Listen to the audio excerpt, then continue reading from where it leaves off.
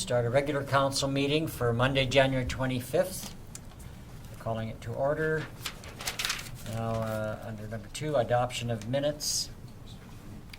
We have a mover to, thank you, Councillor Holmes, seconder, Councillor Peak. All in favor? Thank you. Motion is carried. Now, corporate officer, we have some adjustments to the agenda, do we? Yep. There's been a withdrawal of item number 12.1. Pardon me? 12.1, Yes. Summerland to Penticton Pathway, is being pulled off the agenda for tonight. We'll come to a future one. And we'll be adding a new item under 13.1. Well, it's being deferred. Being deferred, sorry. Without a you don't, Well, oh. we actually should have a resolution. to I don't defer think the- it should, I think it should be just brought forward and then A a decision. deferral Yeah. resolution. Mhm. Yeah, okay, we'll deal with it as, When it comes up. yeah, Okay. when it comes up, and we're likely deferred because of the fact that Trails of the Okanagan are yet to meet, and in consideration of that, Penticton also deferred. So I think it would be wise for us to have some understanding from a meeting next week that'll be on, I think on the 4th, the Trails of Okanagan is having. So we'll talk about that a little bit more. Okay, anything else, corporate officer? Yeah, there'll be addition of new item 13.1, resolutions to be brought forward to SILGA. Okay, thank you. Could I have a motion to adopt the agenda as amended, please? Councillor Holmes, thank you. Councillor Barquo, seconder. All in favor? Thank you. The motion is carried and opposed. Okay, delegations. Moving ahead, 5.1, Mr. Darcy Haw from MNP with our audit service plan discussion. Good evening, everyone. Thanks for having me tonight. So this is our second year as the auditors of the District of Summerland. So tonight I'm going to go over the audit service plan. So this document was provided about a week ago, I believe, so everybody has a copy of it in front of you, so if you want to follow along. And I'll just hit the highlights of it. So this document remains fairly static year over year. What it does is covers off the mandatory communications that we have to do for every audit that we do. So we're going to hit the highlights of that. So I do apologize if this sounds familiar from last year. Again, I'm covering off the mandatory communications in that respect. And by all means, if anyone has any questions or comments, please interrupt me, stop me, or wait till the end, and I can cover off those anytime. Good, Right. thank you. So if we want to jump to about the third page in, it's our executive summary. So what I wanted to highlight here is the proposed materiality level for the audit this year. So this year we're proposing a materiality level of $360,000. So if you recall from last year, materiality is a concept that auditors are required to determine what the users of the financial statements would deem to be a significant or material misstatement in the financial statements. So for municipalities, we generally look at the size of the revenues that are earned each year. So what we did was took the 2015 budgeted revenues and multiplied that by a factor that's a generally accepted factor for your type of organization. So that factor this year was 1.25%, and so that led us to $360,000 materiality level. Okay? So jumping to the introduction, which is the 5th page in. So the audit service plan is designed to disclose to you the overall audit strategy that we're going to employ in doing the audit for this coming fiscal year, and assist you with understanding the approach to that audit. So again, I'm going to hit the highlights of that. There's some appendices that provide quite a bit of detail on the audit process. Again, I won't go through those in detail, but if anyone has any questions, happy to answer those. So moving on to the next page, key changes and developments. There's not a lot of changes that are going to affect you. There is one fairly significant one. So there's a new accounting standard for public sector entities this year. related to liabilities for contaminated sites. So during the year, the finance staff was tasked with compiling a list of all potential contaminated sites within the district. Once that's done, they have to then assess whether there's any potential liability to correct those in the future. And so this standard is designed to ensure that those liabilities are properly captured within the records of the district. So part of our audit this year will be reviewing the list of those sites identified, if any, assessing the valuation of those liabilities, again, if any, and ensuring they're correctly recorded in the records of the district and properly disclosed in the notes to the financial statements. As far as any other changes, nothing of significance. There's nothing of significance coming up in 2016 or 2017. No changes to the audit standards. So that's the big one to disclose to you this year. So the next page covers off key responsibilities. So we break this down into 3 sections. The first being what are management's responsibilities.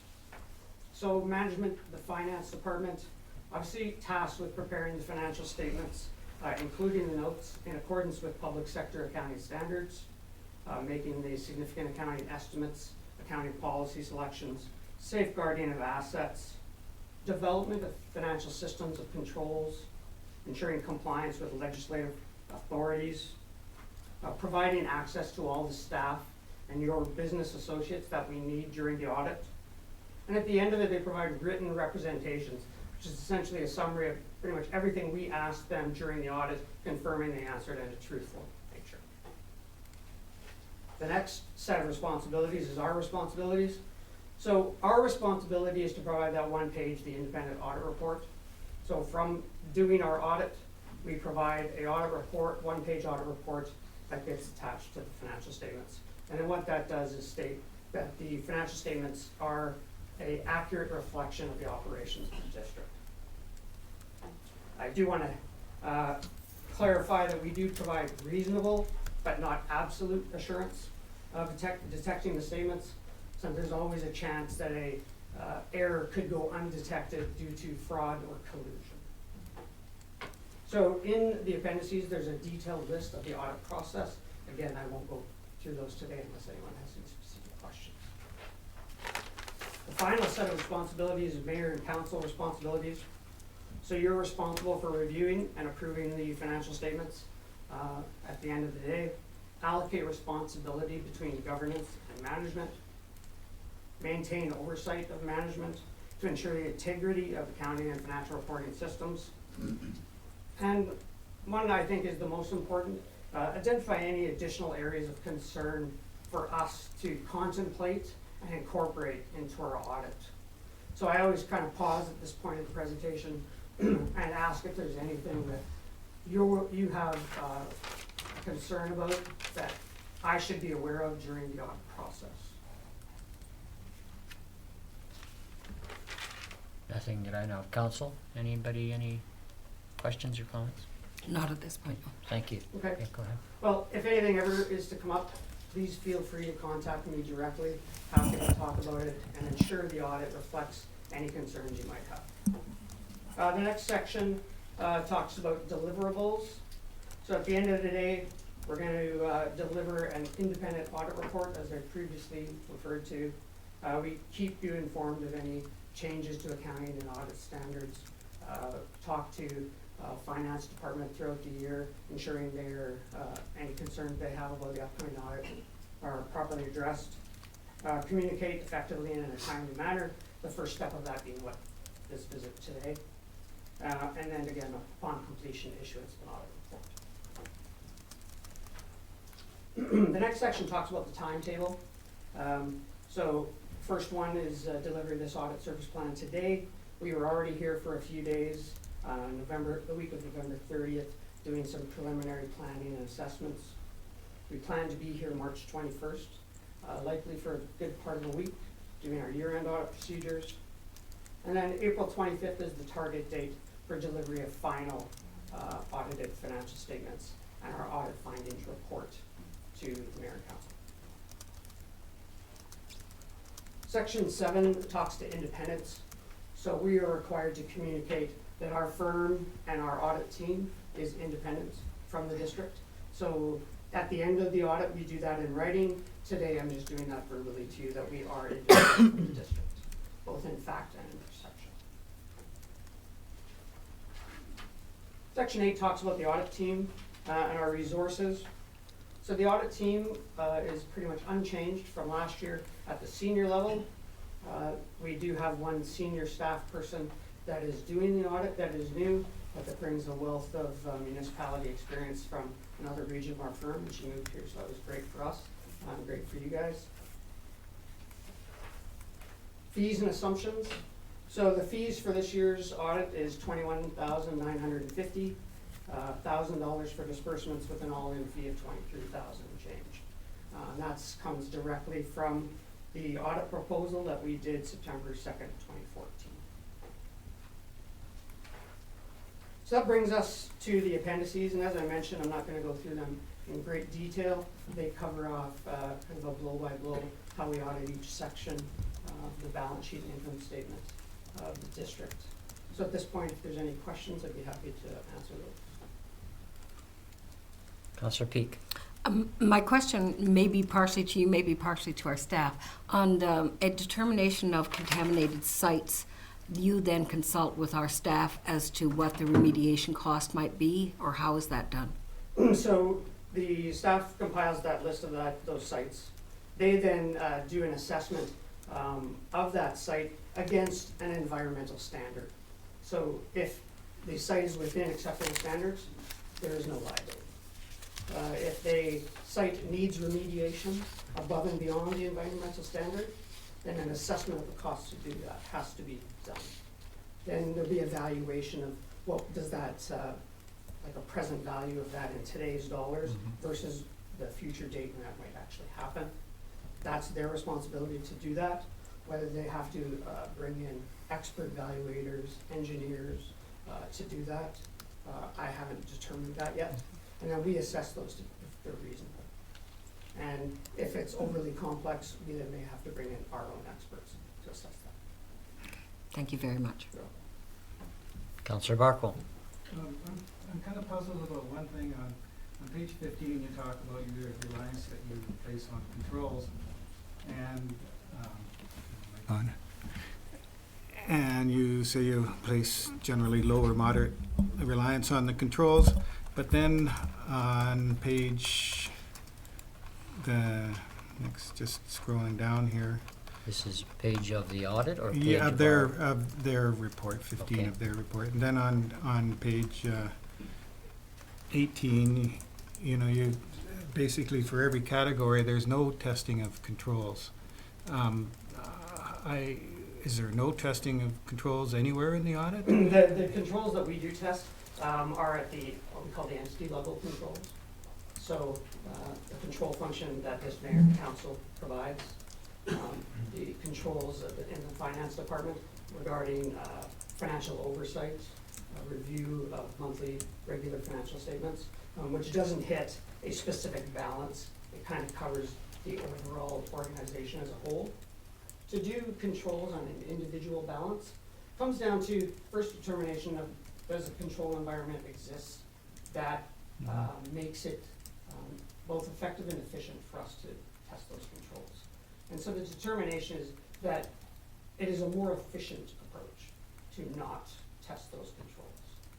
So, and that comes down to size of the balance, the materiality level, and whether we to test it substantively, which goes to look to the balances that make up and the significant transactions within a given balance, as opposed to the controls that make sure those balances are recorded correctly in the first place. So it's more of a decision on what's more efficient and effective, as opposed to the lack of control, because we're not saying there is a lack.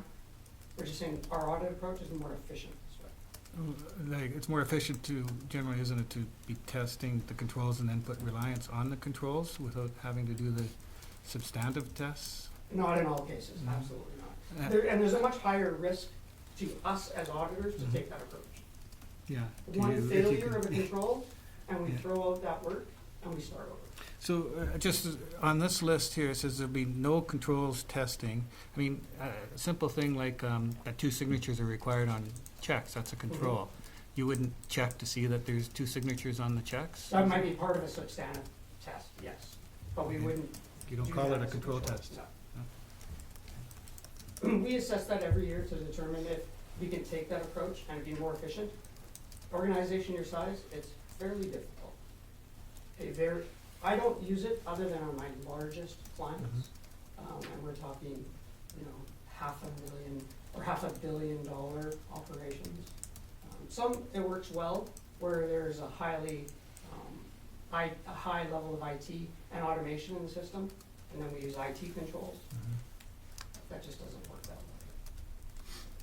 Not to say, though, that if the desire was of this council to take that approach, that we couldn't explore it further. It just would likely take us more hours than the substantive approach. No, it's your name on the, Yeah. exactly, and you want to do it the way that, the fastest and most efficient way you Right. can. That gives you the level of confidence. And to give you some comfort, what we are required to do is we look at the overall control environment. Mhm. And for every significant process that we're gonna be relying on, we document the controls and we walk through one control, whether it be live or historical. And so we then may see control weakness that we want to bring forward. Mhm. That's the minimum required, but we then don't take it further unless it's sufficient. So, when I saw no control testing, it made me wonder, well, do you not look to see that there should be controls in an area where it'd be simple to have them and there isn't, sort of an audit recommendation you might make about controls? We do that for the cycles that are impacting our audit, but obviously not at everything. Because if we did that, we'd be doing more of an internal control review, Mhm. which is a whole other animal from a financial reporting audit. And we do those all the time as well, but they're separate. So just to ask a layman's question, because, these are not easy things to read, generally speaking, but the substantive procedures that are listed here, those are procedures you do through the audit itself? That's right. Yeah. So all those substantive procedures, we can look at and say, okay, that's a portion that's being examined by you. That's right. Yeah. And so what a substantive procedure means, again, just to be clear. So if you have a balance sheet item such as accounts receivable, Yes. we look at everything that makes up that balance at year end, and we go look at the detailed supporting documentation to ensure that it is correctly included within the balance, as opposed to the control approach, which looks at, was that balance correctly included in the first place through the controls that exist within the district? I see. And we don't necessarily have to go look at those sorts of documents. So do you get satisfied with your, when you have your discussions with staff and understand our finance department and go through those substantive procedures, do you start to get a sense of, whether internal controls are in place Not appropriately? necessarily from that, but sometimes, Yeah, more so from the assessment of the control environment as a whole, okay, and then walking through those I controls. see. Yeah. Okay, That said, if we find an issue with our substantive testing, that may indicate a Right. weakness in the control environment that allowed an incorrect transaction to occur in the first place. okay, that's the sort of thing as a layman I would want to be reassured, looking at, our audit and the material that's presented, yeah. And so if we found in our substantive testing an error for an amount that got included that shouldn't have, Yes, we obviously then have to pursue that to determine why that happened. yeah, And then that may spit out a recommendation based on flawed control. I see, thank you very much. Any council, any further questions? Well, thank you, Mr. Ha, appreciate you spending the time, and we're gonna see more of you, I guess. We'll be back. You bet. So, thank you very much. Thank you for your time. Thank you. Council, would someone like to bring a motion forward to receive Mr. Ha's report, please? Councillor Holmes, Move that the delegation from MNP regarding the audit service plan for the District of Summerland be received for information. thank you. Seconded, Councillor Barkle, thank you. All in favor? None opposed, the motion's carried. Thank you very much. Okay, we're into section 6, public comment opportunity. This we will allow a maximum 15 minutes for the public with about a roughly 5-minute limit per person. And these are comments on items that are highlighted in the agenda. So anything that is not highlighted has its own opportunity or it doesn't require one. So I'm asking right now, is there anybody from the public that would like to address any one of the highlighted items in the agenda? Yes, ma'am. Good evening, everyone. I am Molly Eamon. I am the treasurer of the Skaha Kennel Club, and I would just like to draw to your attention item 12.2, the dog show at Living Memorial Park. We have a proposal from our kennel club to use Living Memorial Park for a dog show September 9th, 10th, and 11th, with setup on the 8th. And we have a call for the council and their consideration. And if there's any questions, myself, I'm here, and as well as other members of the kennel club. So Okay. if there's any further questions, then. Thank you. No, it's an interesting proposal. Thank you. Anybody else? Yes, sir. Good evening. My name's Grant Thompson. I'm with the Lakeshore Rackets Club. I'm going to draw your attention to item 12.6 regarding Centennial Trail. First, I want to thank Mr. Denninger for contacting me last week and having a brief conversation on the phone, giving me a heads up that this item is on the agenda for this week, and for following up with my email the following day. We look forward to consultation on this issue. Some of the questions that have popped up briefly with our board, since we haven't seen any documentation on this yet, but very brief conversation with the remainder of the board, is what would the impact of this license be on the license of occupation that we currently hold that expires in 2044? What's the footprint of the proposed license? What would be the liability for both parties, maintenance issues, impact to our assessment values, and access rates? And these were some of the brief bullets I shared last week. The current resolution, as it's worded this evening, seems to provide support to staff to begin the application process with the province. It seems a little bit the cart before the horse. I've written down here a proposed alternate resolution, which I think would capture all the issues that we discussed last week, including the consultation process. The council directs staff to begin consultation with the affected parties within the Crown portion of the Lakeshore Walkway. The intent of the consultation is to determine the appropriateness and impact of the district applying for a license of occupation for the Lakeshore Walkway. We're not dismissing the district's requirement or interest in applying for a license.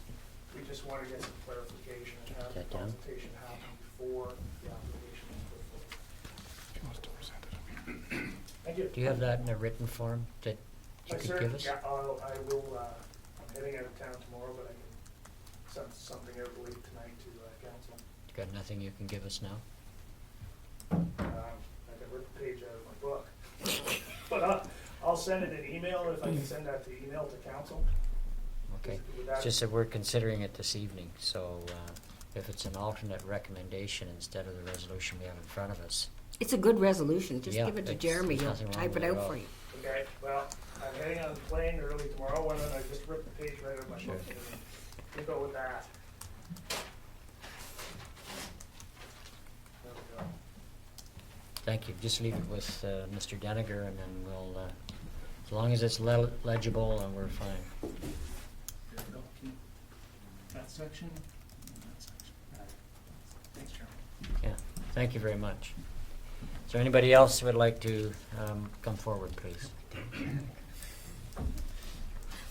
My name is Larry Lund. I'm one of the principals at the Lighthouse Lagoon Development down in Trail Creek. And I'm here to answer any questions when you deal with 11.4. Okay, this, Mr. Lund, is an opportunity for you to address us, to give commentary if you like. It's not meant to be a back and forth question and answer type of thing.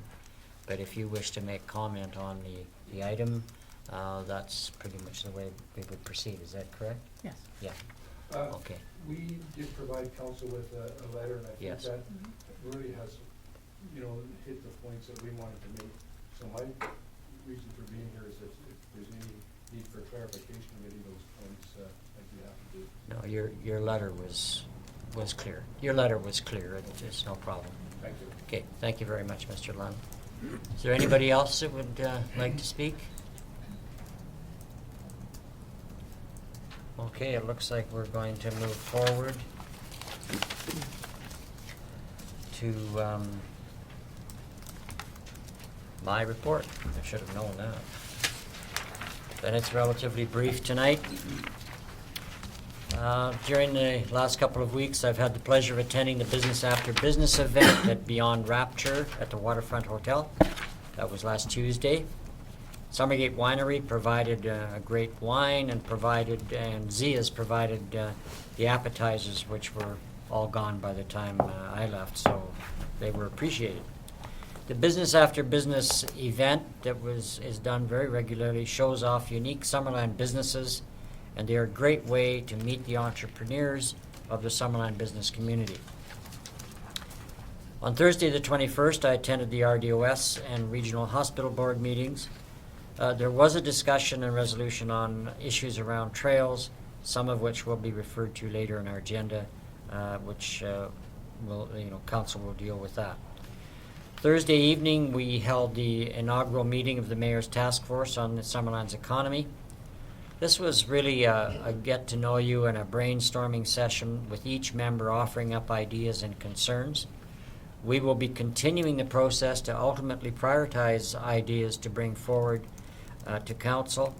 The members were unanimous in the desire to come up with actionable items, with actionable results to bring forward to council and the community. So it was a very interesting meeting. We were missing 2 or 3 members, but they'll be joining us. And there was some thought-provoking discussion, and it did consume a couple of hours, so I'm looking forward to more of that as we move towards June with this task force. I've told the task force that pretty much everything is on the table for comment, so I'm hoping to get some very frank discussion moving forward. And that's my report. CAO? I have just a short report as well today.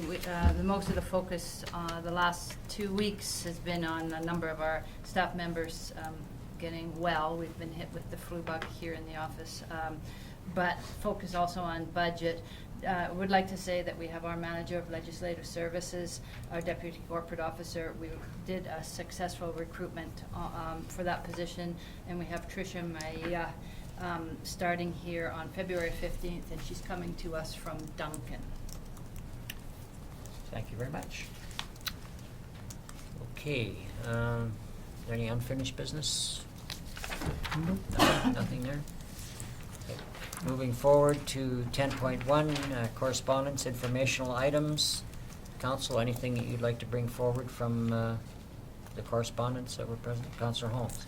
I'd like to bring forward the building statistics summary for the year end 2015, and I'd just like to make note that our building permits are up more than 50% over the last year and really the past 5 years, and the value of those permits are almost double, went from 13 million to over 24 million, most in the past 5 years. And when you consider how the economy is still blowing hot and cold, and the other South Okanagan communities, the similar statistics are either flat or down. I'd like to invite all our public commentators out there, both online and in the press, to maybe look into that and come up with some reasons why they think that might be. I have my opinions, but...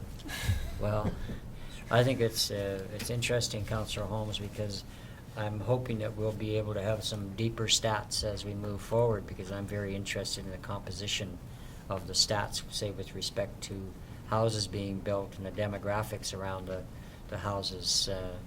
You know, there's an impact in the community depending on how the demographic mix is in that list of information. Anybody else? Anybody else? Okay, I'd like a motion to come forward to receive the correspondence, please. Councillor Holmes, I move that the attached correspondence be received by council for information. seconder.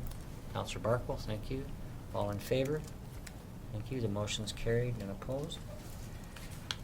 Okay. Committee, commission minutes. Is there anything there to be raised by any council member? It's a matter of receiving, unless there's any comment.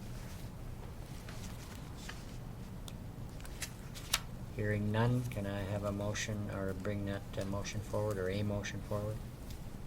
Councillor Peak. That the committee and commission minutes included in the report dated for January 25th, 2016, regular council meeting from the Director of Corporate Services be received for information. Seconder, please. Councillor Trainer. Thank you very much. All in favor? Thank you. The motion carries. Okay, CAO. Moving into Development Services reports. Right, so you're 11.1. Yep. We'll turn that over to Mr. McIntosh. Mr. McIntosh, please. Thank you, Mr. Mayor. The first application tonight is development variance permit for the property at 704 Stoner Street. And that street is in the Trout Creek neighborhood, and the Stoner Street property is located between Woods Avenue and the lakefront. Property is currently zoned RSD2, and there is an existing single-family dwelling on the property. The owners wish to remove the single-family dwelling that's there and construct a new single-family dwelling on the property. It's also in the watercourse development permit area, so a RAR, a riparian area report assessment, has been completed on the property. You can see on the slide there, this basically is the new house they're proposing. And right now, because the lot used to be one single lot, with a front on Woods Avenue. It was what we would consider to be a long, narrow lot. It was subdivided a long time ago, and that took away the Woods Avenue frontage, so the front now becomes Stoner Street, with the rear being adjacent to the next lot. And the front setback in the RSD2 zone is 6 meters, the rear is 7.5 meters. So with a narrow lot like that, it doesn't leave a whole lot of room to construct a home. So the applicants have essentially wished to vary the front and rear, but essentially what they're doing is reorienting the setbacks as shown on that slide. So the front would become the lake, the rear would be opposite, side interior next to the neighbor, and a side exterior next to the street. And if that reorientation was complete, then what they're asking for would meet the zoning bylaw with respect to setbacks. So what they're looking for is to reduce the side or the front, which, if I can go back one slide here, they want to reduce the front from 6 meters to 4.5 meters and reduce the rear from 7.5 meters to 1.5 meters. And again, that is essentially the same as reorienting the setbacks in that fashion. And this is what the lot would look like. You can see the riparian area on the lakefront side of the property. It's touching the riparian area at the southeast corner. 1.5 meter setback to the neighbor, 4.5 meter setback to the street, and a 7.5 meter setback to the west, which is adjacent to that particular. And this is what the house would look like. Upper left is where it would that would face the neighbor. This would face the lake. This bottom left face is to Stoner Street, and that is to the neighbor to the rear. So that is the proposal. The recommendation is support of the variance, subject to it being constructed as is shown on the attachment, which is that particular slide. Okay, thank you. Council, questions of our planner, please, because there's considerably more there in the discussion on circulation comments, et cetera, if anybody. Councillor Peak? I make note that we have received a letter from the neighbor for the area that would be the back or the interior side lot, and they've requested an increase in that setback. Now, I make note of the fact that in the representation and the way the applicant has asked for the reconfiguration of the house on the lot, that increase would be very difficult and might provide that we wouldn't be able to meet the setbacks. However, another point in that letter was that there would be a request for tall greenery to be planted. Would that option work with the configuration as proposed? Mr. Mayor, it is possible that that vegetative buffer could be put in there. It is noted that there is already, this is the house that's to be removed on the left here, and the new house that replaces it would come almost to the right of the screen here. So there is already a fairly significant vegetative buffer on the neighbor's property. This bit of vegetation is on the applicant's property, and council certainly could require that there be, as a condition of the variance, that there be additional vegetative buffer planted on the applicant's side of the fence, if council wished to have that done. Perhaps a request for maintenance and increased buffer might be possible, and therefore it could be a cooperative effort if these particular greeneries are to be maintained and where apportioned a possibility for other greeneries to be planted. That's certainly possible. Thank you. Councillor Schreiner. I just had a question about vegetation. So is that something that council typically does, is ask that a vegetative barrier be put in? And then if so, who maintains that? Like, do we enforce that, or how does that work? Typically, Mr. Mayor, if there's a significant variance request and one of the issues that comes up is lack of vegetation and the concern is that if the variance is granted, there should be some kind of separation. It's not uncommon in that circumstance to require a vegetative buffer. It would certainly take a while for that buffer to grow into anything substantive. Because it's on the applicant's property, they would have to maintain it. And technically, if it was to die or be removed, the variance would be no longer valid, if you like. Councillor Barkle. I was wondering, I mean, we're only talking about 1.5 feet here. Why? Well, in terms of the difference between 1.5 and 2 meters. Yeah. The neighbor requested a 2-meter setback, and they want 1.5 meters. The house, if it was to be moved towards the road, one corner would impinge on the riparian area. Is that the problem with putting it closer to Stoner? That is correct. So couldn't it be moved a little bit to the west and fix that problem? What could happen, Your Worship, is the house could move to the southwest. That would impact on the existing 7.5 meter setback, which is essentially the required rear setback if you were to reorient the yards. It could, but there's no requirement for that to be 7.5 meters. It could go down to 7 meters or 6 meters or whatever is reasonable. So essentially the whole house could be moved south and west if council wished to make that a requirement. Normally, if that were the case and the rear or the west setback was an issue, we would ask that a new plan be submitted, and then the variance would be issued subject to the construction of that plan. In this particular case, if just the variances are granted, technically they could go within 1.5 meters of this lot line. And right now it's 7.5 meters? Right now it's proposed at 7.5, and we're recommending support of the variance subject to building in accordance with this plan. Yeah, so, I mean, it'd probably be easier to move the building than to reduce the size of the building. I would suspect that would be easier, yes. And it doesn't, you know, and to go from 7 meters, 7.5 meters to even 6.5 meters seems less crowded than to go from, 2 to 1.5 on the other neighbor's side. So I'm sort of leaning towards that solution as being something that would keep everybody happy. That could certainly be requested of council. Just before I entertain Councillor Trainer, I neglected to ask if the proponent was in the room and would like to speak to it. Sir? I'm right here. You can come to the podium, please, if you'd like to speak. Yeah, and then, of course, anybody else that wishes to speak can follow the proponent. Well, the setbacks proposed originally is what's normal within the city if the house was able to face the water.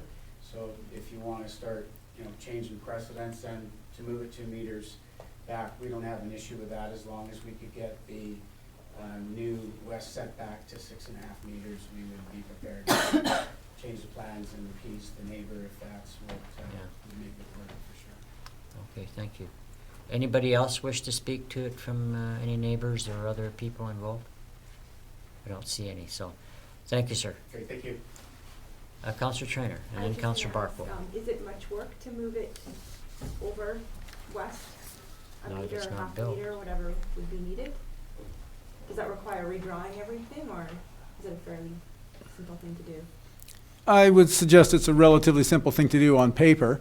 And what we could simply do, if council was interested in that, is vary the front setback to 4 meters, the rear setback to 2 meters, and then it's subject to a west setback of a minimum of 6.5 meters. And then within those parameters, the building could be moved around to fit that sort of arrangement. So, sorry, Councillor Barkwell? We would have to have another meeting, another hearing if we were to do that, wouldn't we? Because that would then be a variance affecting the neighbor to the west, and they should be having a chance to comment on that change. Technically, that's, the bylaw only requires 1.5 meters on that side. Okay. So technically not. Okay. I mean, they may have seen, if they saw this building and didn't come to the hearing because they were comfortable that it was much bigger than 1.5 meters, there may be an argument there, but the bylaw does allow it to go to 1.5. Okay. So there's no difficulty as far as you can see with the dimensions of the building and not having to make adjustments as long as if we're making this kind of suggestion with respect to the setbacks? That's correct. Yeah, okay. Because I had a question regarding the buffer. At 1.5 meters, that's not much space. 2 meters is not much space really for a buffer that's ultimately, if people choose something like cedars as a vertical buffer, given a reasonable length of time, those cedars will be right up against the house and against any fence, and the likelihood of their initial survival actually is and growth potential with the building providing considerable shadow would make it a little bit tough, on a practical, if I can dare say, horticultural standpoint. Does that brought anybody's attention brought to that at all? Well, I'm certainly aware of that situation, but I don't think that has had come into discussion with the proponents at this point. Because that's the biggest problem with buffers under any condition and although it's a little easier in a domestic situation like this or residential to see that there's water applied, but it's have to be a drip system or something to it in order for it to actually happen. Any other questions of our planner, please? Hearing none. Okay, so what's council's wish? You want to bring a motion forward with some adjustments to the setbacks? We have some suggestions, Councillor Barkwell. I would bring that motion forward, and the one on the west is the rear setback then under this system? Technically, it's the side interior, yeah. but we're essentially reorienting the setbacks. That's not the legal way it's done, but it's, if I can just show again this particular slide. That is the technical setback, so we're varying the front under the, if we're gonna allow the 2 at the rear, the front would go from 6 meters to 4 meters. The rear would go from 7.5 meters to 2 meters. And I would suggest you may want to make that subject to a minimum western side interior setback of no less than 6.5 meters. And that would allow enough room for but essentially we're just reorienting the setbacks similar to that. Councillor Bartlett? I'll make that motion, and then we can have some discussions and Okay. votes on it. Councillor Peak? I'll second it. Thank you.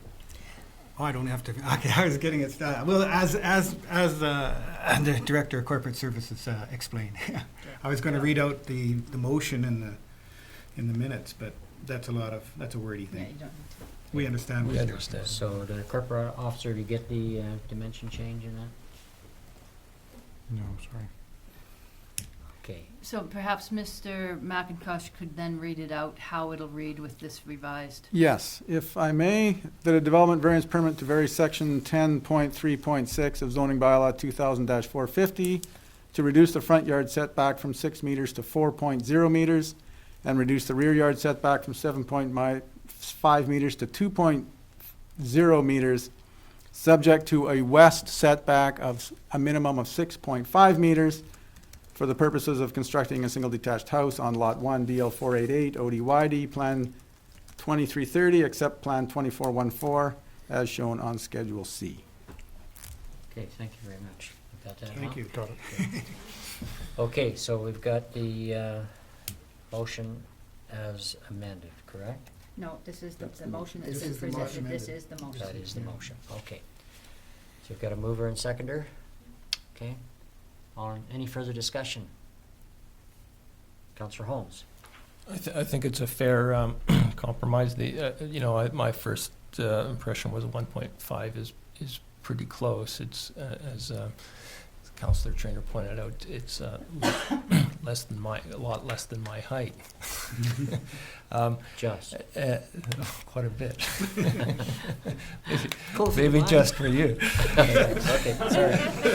I shouldn't have bidden on that one. But and the neighbor asking for it to isn't a lot to ask for, I think. So I think this is a Okay, fair revision. thank you. Councillor Peak? I agree also. I think Richard's suggestion was a very good one, and I think that seems reasonable to go with. I also make note of the fact that on the building plans, that there's very few windows on the interior side lot line, and that will be an advantage. They're certainly taking good use of the water frontage. It looks like you're going to have great windows to look out of, so that's great too. Anybody else? I'll remember not to get into height discussions in future. Okay. Anybody else? Okay. All in favor of the motions presented? Thank you. None opposed. The motion's carried. Thank you. Okay, back to our planner. 11.2, DVP for 6011 Highway 97. Thank you, Mr. Mayor. This is another development variance permit for the property at 6011 Highway 97, which is the property with the convenience store at the corner of Highway 97 and Johnson Street in the Trout Creek neighborhood.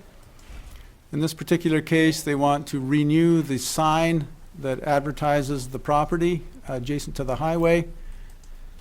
And what they're proposing to do is essentially move the sign base slightly away from the highway, take the copy and put it on the other side of the sign. So it's on the highway side of the base rather than on the store side of the base. And the sign meets the requirements of the sign bylaw. However, there is a section in our zoning bylaw that requires no structures within 15 meters of the highway. In this particular case, the Highways Department has approved is supportive of the variance and has actually issued a sign permit for the sign. So now it's up to council to allow, if they wish, a variance to allow the sign to be within the 15-meter setback required in our zoning bylaw from the highway property line. So what they're going to do is, you can see this is the copy side, so it's the same size, but it will move from the east side of the pole to the west side of the pole, and the base will move slightly away from the highway. And it's going to be located approximately 3.5 meters from the property line. So that is the request. Okay, thank you. Council, questions of the planner, please.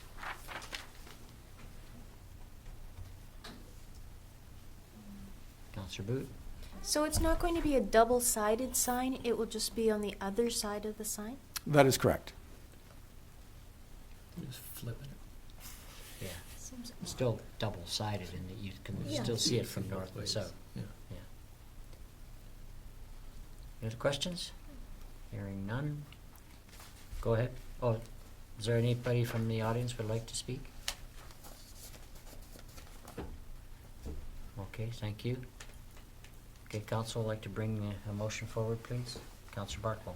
That a development variance permit for Lot 1, District Lot 488, ODYD Plan 6625, located at 60111 Highway 97 to vary Section 4.7.1 of zoning bylaw 2000-450 to locate a sign 1 meter from the property line abutting Highway 97 be approved? I thought it was .1. It's actually, I think the staff report there may suggest that the zoning requirement is that it has to be can't be closer than 1 meter to a property line.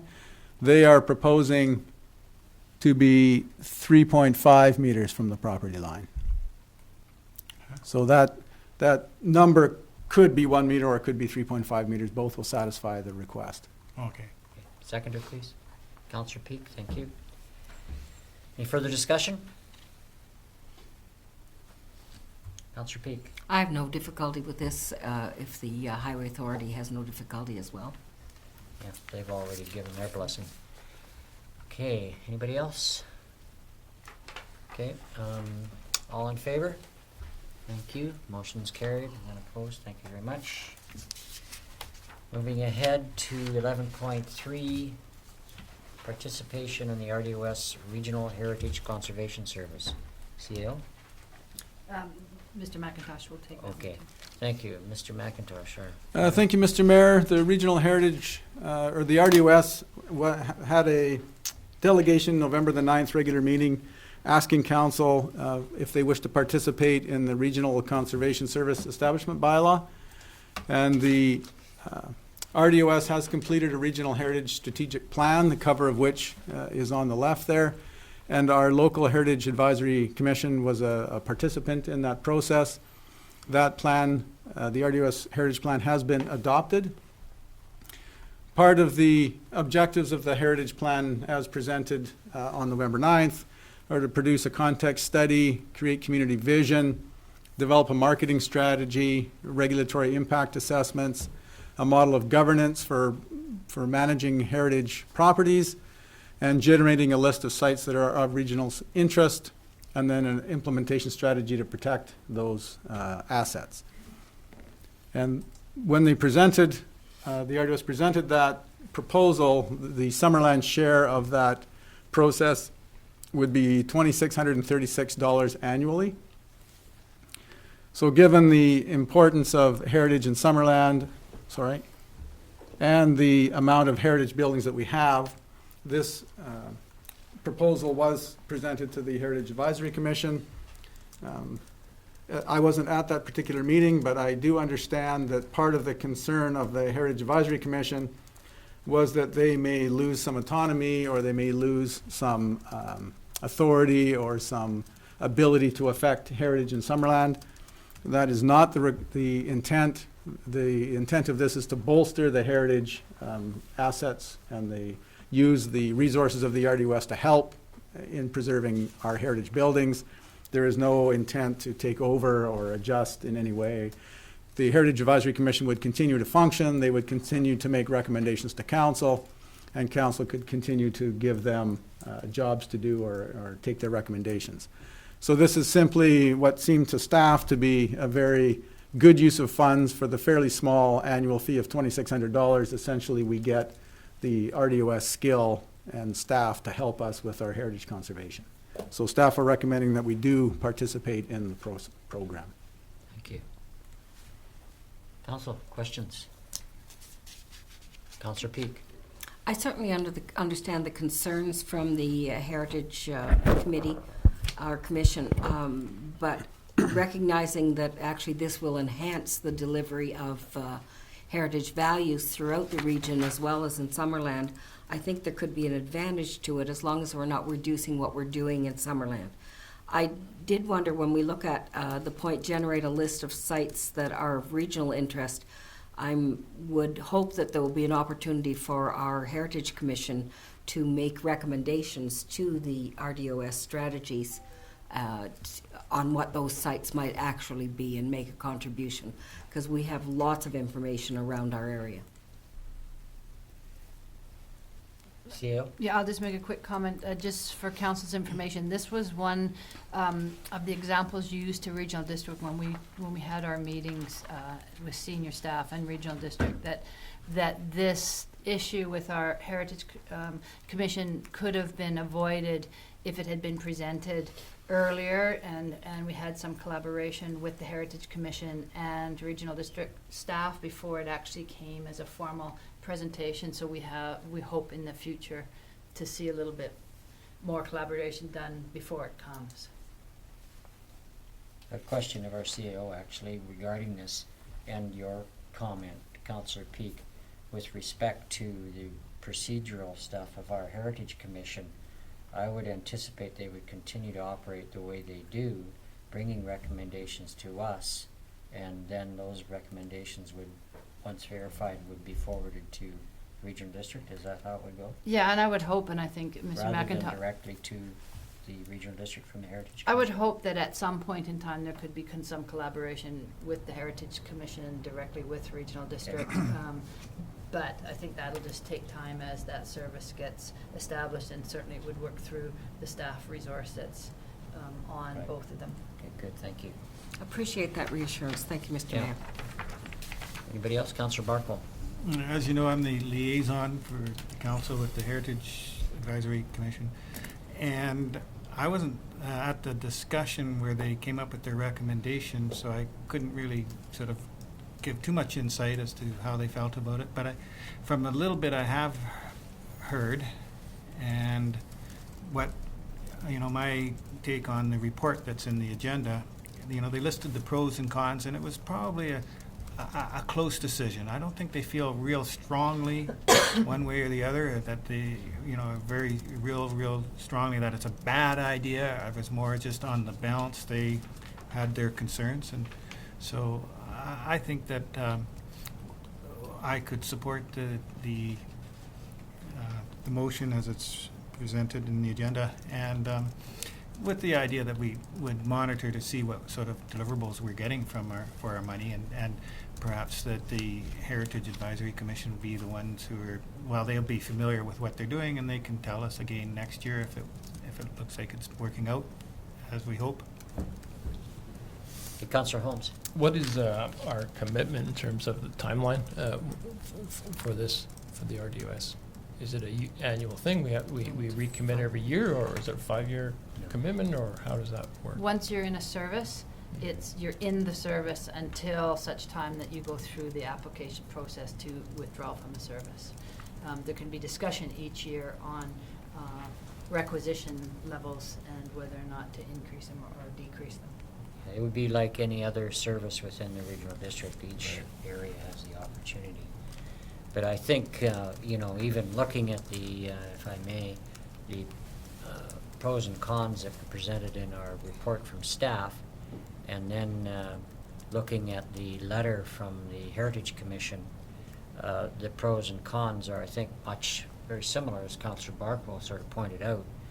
And I personally was looking at it from the standpoint of Summerland is part of the South Okanagan. We're part of this region, and we do have a rich resource in heritage and heritage buildings and sites. And so I think from the opportunity of tourism and exposure, that I think the RDOS can offer some tremendous kind of inclusiveness with respect to heritage in the whole region. Welcome, Councillor Barkle. You're now at my height. You saved me from saying it. Councillor Traynor.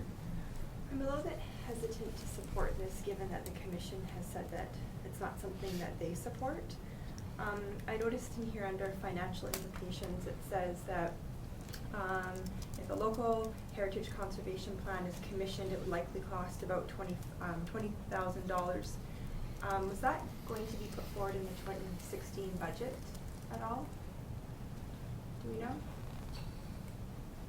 Our budget. The Development Services has put forward a proposal as part of a number of budget items that haven't made it through the staff review yet. So my understanding is every department puts in their wish list of what they think needs to happen given their knowledge of what's going on in the municipality. And then that all goes for review by staff and then ultimately makes the review, that list will come to council. So at this point, that's one of the things that Development Services has identified should be done. Whether it makes it through the final staff review and makes it through council's review is unknown at this point. Okay. If we did sign on with the RDOS, would we still be able to possibly give them some money to do some kind of study? We can certainly do whatever council wants to do. The thought being that the RDOS has already done quite a bit more work on the heritage than the District of Summerland has, and we can draw from their expertise and their work already. It doesn't mean that we shouldn't have a plan or that we don't want one. It's just more information. There wouldn't be anything to hold Summerland back from doing something within our own area anyway with respect to heritage planning as a supplement and actually an infusion of information for the whole region. Well, exactly. This is a regional plan that has regional focus. If Summerland wanted to do a Summerland plan that has Summerland focus, that would certainly be appropriate and feed into the regional plan as well. There's no restrictions on what we do. There's no autonomy lost with respect to what we might desire for Summerland with respect to heritage. Not at all. We see this as an addition that okay. we currently don't have. That's the sort of thing that, now that it's a little clearer to me, I'm much more in favor because, we do have, as pointed out in the report, a tremendous resource here in heritage. We've also got, individuals. There are individuals throughout the region, but we are pretty rich in individuals that are highly knowledgeable in heritage and history in this area. So hopefully, I don't see any difficulty in continuing with that level of intensity from Summerland. So, if anybody like to bring the motion forward, please?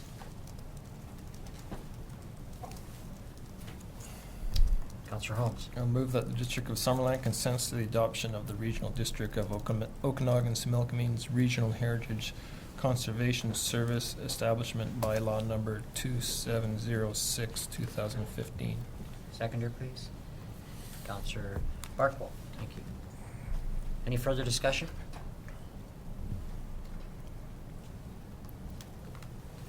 Oh, sorry, Councillor Holmes. Yeah, I just,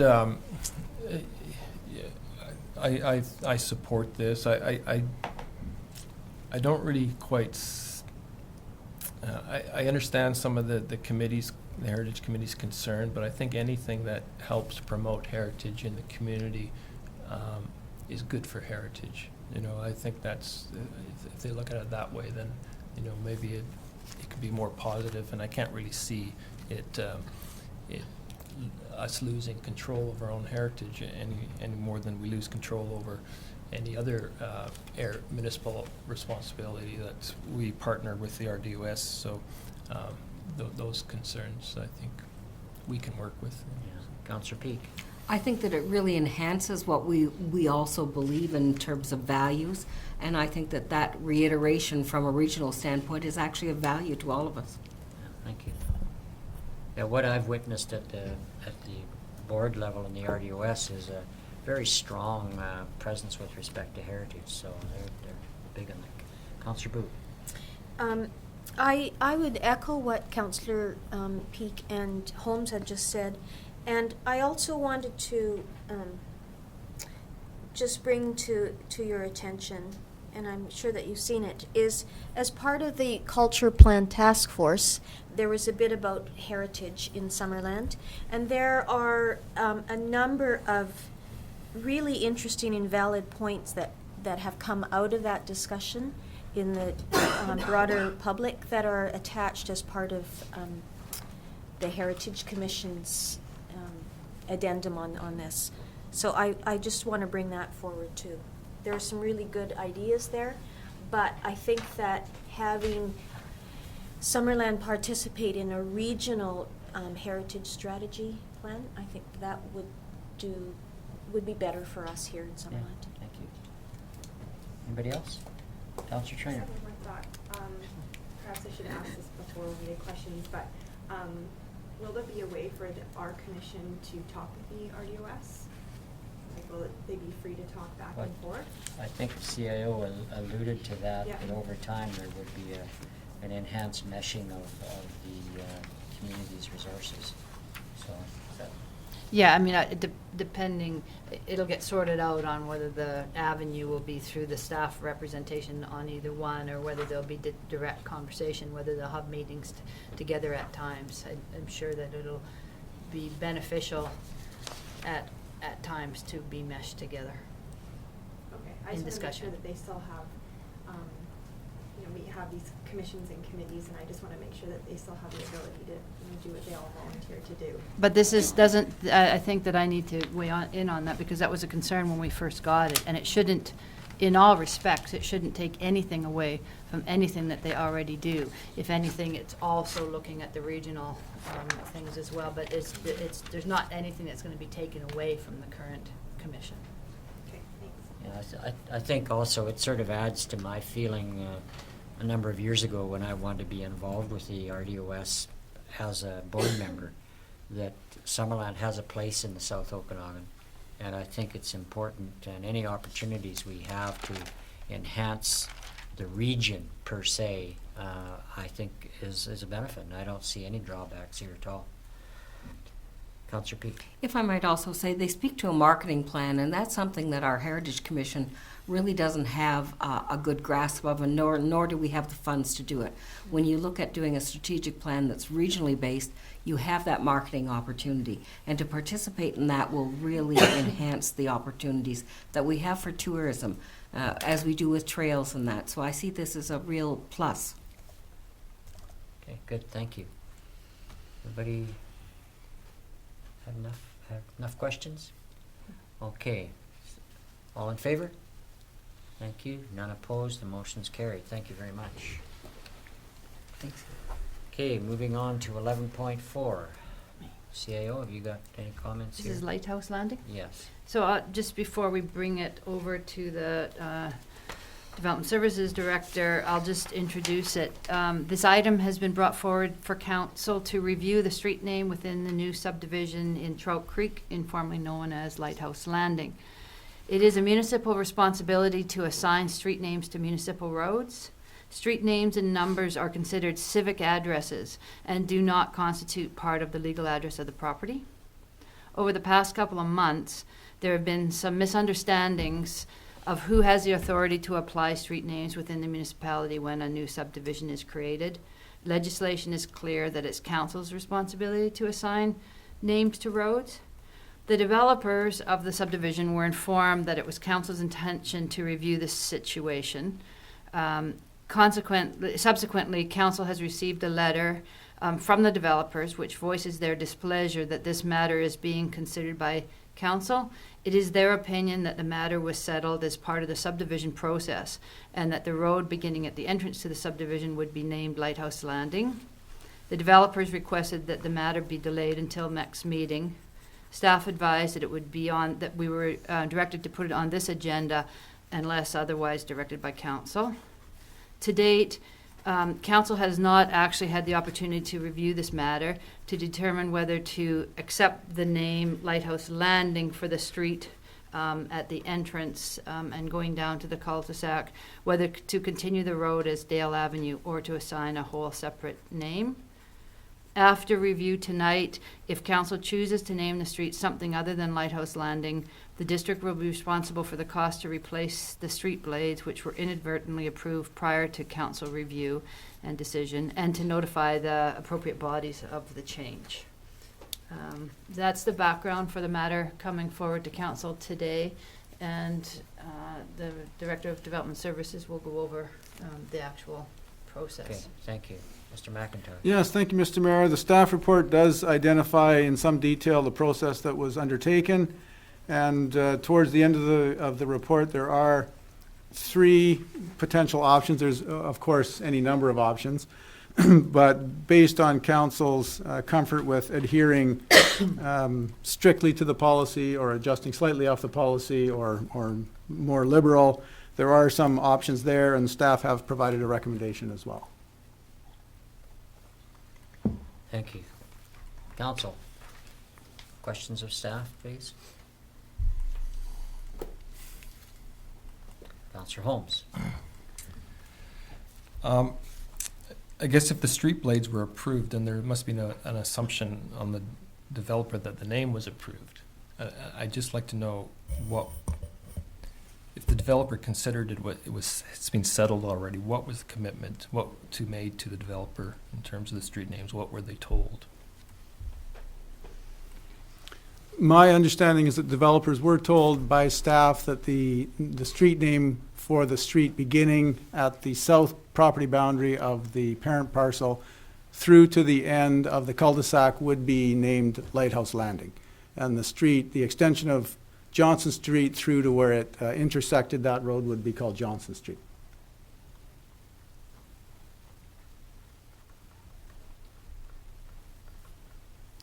And it should be noted that since subsequent to that meeting, it was, two issues were raised. One is that the community charter actually requires council to name streets by bylaw.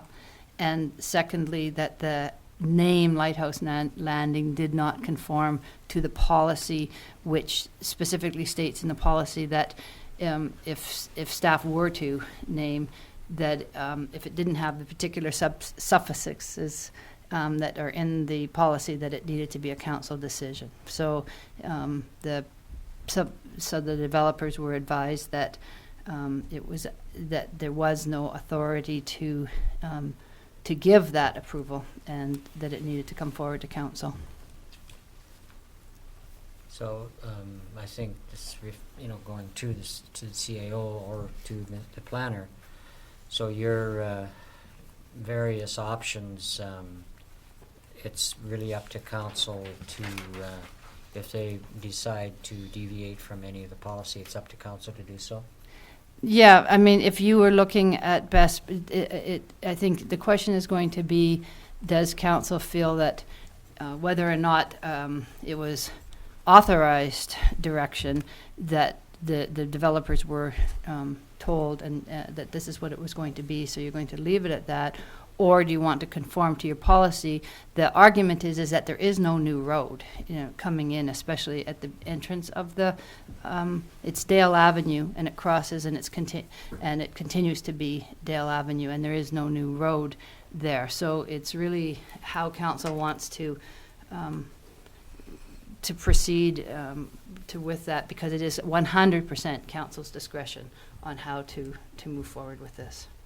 So there's a number of options there that we can look at. That's right. Councillor Trainer. What is our policy with regards to where street names start and, like, new streets start and others end? Like, is it an intersection, or is that usually what? Usually an what intersect. starts a new- Best practice, as I understand it, is that at an intersection is where it may change to a new name if it's going to. If when we talk to emergency services personnel, in their mind, it's all one street. It's absolutely one street all the way through. And just because it's a cul-de-sac doesn't change the fact that it's one street through. However, it is not uncommon at an intersection, at a T like that, to change to a street name. But argument could be strongly made, if we were starting this at fresh, that there is simply no new road that comes in there. Okay. It's So at the T then, I can see that making sense, but on terms of on Dale, it would essentially go from Dale and then just start as Lighthouse Landing? If that was one option presented? that is the option. Do you mean at the entrance of the subdivision? Yeah, yeah. Right now, it is the developer's understanding that it will start Lighthouse Landing immediately when you cross into the new subdivision. What is up on the screen right now is what I understand council actually originally, when we Yes, originally, when we were talking about street naming and the name Lighthouse was added to the list of approved names in the policy, this slide was shown at that meeting. We didn't know we were going to be in this situation, but it did show Dale Avenue, as you can see, Johnson Street, as you can see, and then the request was to have Lighthouse Landing, and that was the slide that was presented at that meeting. Doesn't bind anybody to anything, but that's the first time this was discussed. So that went to the junction of Johnson and the extension of Dale Avenue. We interpreted it that way following. That wasn't the intent. Again, we were just showing I see. council the name essentially, Which- but that slide was shown. And Which is essentially D1 in the description. I believe so. Yeah, and just to be clear, what council approved at that meeting was putting the name Lighthouse onto the list, but that is the slide that was the slide that council was looking at when you added but there was some question at that meeting whether landing was a suffix that council wanted to use, and landing is not a suffix that's in our policy. Councillor Peak, I think you had a Yes, question. thank you very much, Mr. Mayor. I was wondering, is there any impact to properties outside of the new subdivision area that would be affected if, in fact, all the road within this subdivision was called Lighthouse Landing? Would there be any impact to other properties in terms of how they would be described on as a name? You mean like the existing houses on the existing Dale Avenue? Yes, or on Johnson Street. They're at this point in time, council isn't considering any changes to anybody else's address, so there wouldn't be. I mean, at any time, council can choose to change names, but at this point in time, we're only talking within Right, the so it wouldn't subdivision. affect people that already have an address, is what I'm saying. We can make a separate decision regarding the subdivision. That's right, and yeah, absolutely. Well, I would just like to say that I personally don't have a problem with Lighthouse Landing being the name for all of the road within the subdivision. I think that when you get a call out from the fire department, if it's just, they know where Dale Avenue is at the moment, if the rest of the road is Lighthouse Landing, the description is not of any difficulty to get either ambulance or fire or police services there. So that would be my suggestion, is all the internal road be called Lighthouse Landing. And I think that last comment, all of the internal road, it's very important for council to remember in this discussion that it's not a strata. And I think the reason that we want to be careful with the decision and making sure that council is at least discussing it is that it's a municipal road. And so the emergency services concern is that yes, indeed, it's not in this particular case. We can remember that driving down Dale Avenue suddenly it's going to change to Lighthouse. But you wouldn't want to do that throughout your municipality where you're just driving down a road and suddenly they're just at random changing to new names. That's their concern, is that it's precedent for practices. This one, of course, has significant other factors involved because of there's other things to weigh into it. But I don't want to take away that council needs to determine that. This is a road that you'll be driving down and that'll be suddenly changing to a new name. And that's fine if that's what we need to do to come to resolution, but that needs to be. I have that understanding. Thank you very much for clarifying. Councillor Barkle. I think that we have to remember that most likely these names will be here for a long time. And to have a community where the road names change in the middle of the street, or the middle of the length of the street, just doesn't make sense. It's not, the only logical thing is for Dale Avenue to go to at least as far as the intersection with Johnson Street. I don't have a problem with adding the suffix landing to our list of acceptable suffixes, if that's the, say Lighthouse Landing for the cul-de-sac area. But I think there's no real good reason to change from the normal logical naming system that we have and that every community has. And would make us look kind of silly, I think, to outsiders and to future generations. Councillor Holmes. We all seem to have different problems, but we all have problems. That's There- people. There is actually a street right by me that changes its name in Austin. It changes into something else around a big bend. But So, yeah, never mind. so I have a real difficulty with this. One is I have a difficulty that the fact that the developer was told something, that he was given approval. So in that sense, I don't have a problem with the developer and I understand his frustration over all this. You know, I have a problem with staff that approval was given. The other problem I have is that it is in the policy that the names of physical features or setting names are restricted to roadways that provide direct linkages to areas outside the proposed development. And that if you look at, you know, for the last 110 years in this community, not many people think about this, but it's part of the character of the community. Every single street is named after a person. And we're deviating from that. The only ones I can think of that aren't, there's a few down in Lower Town, Beaver and Lynx, which they're named after animals. And that must be a historical anomaly. I don't know the history of those, but every other neighborhood street is named after a person. And this one wouldn't be. So, you know, maybe that's not important, but it is a part of the character of this community. It has been for 110 years. And we could have a discussion that maybe this shouldn't be part of our character. We can change it, we can change the character, but we should have a discussion about that principle and not just it happened by accident, you know. So these are the two things I really struggle with. Well, I can certainly see your point, Councillor Holmes. I think, you know, the only reason that the name was chosen in the first place was because of the landmark that's been there for ever since barges have been moving up and down this valley.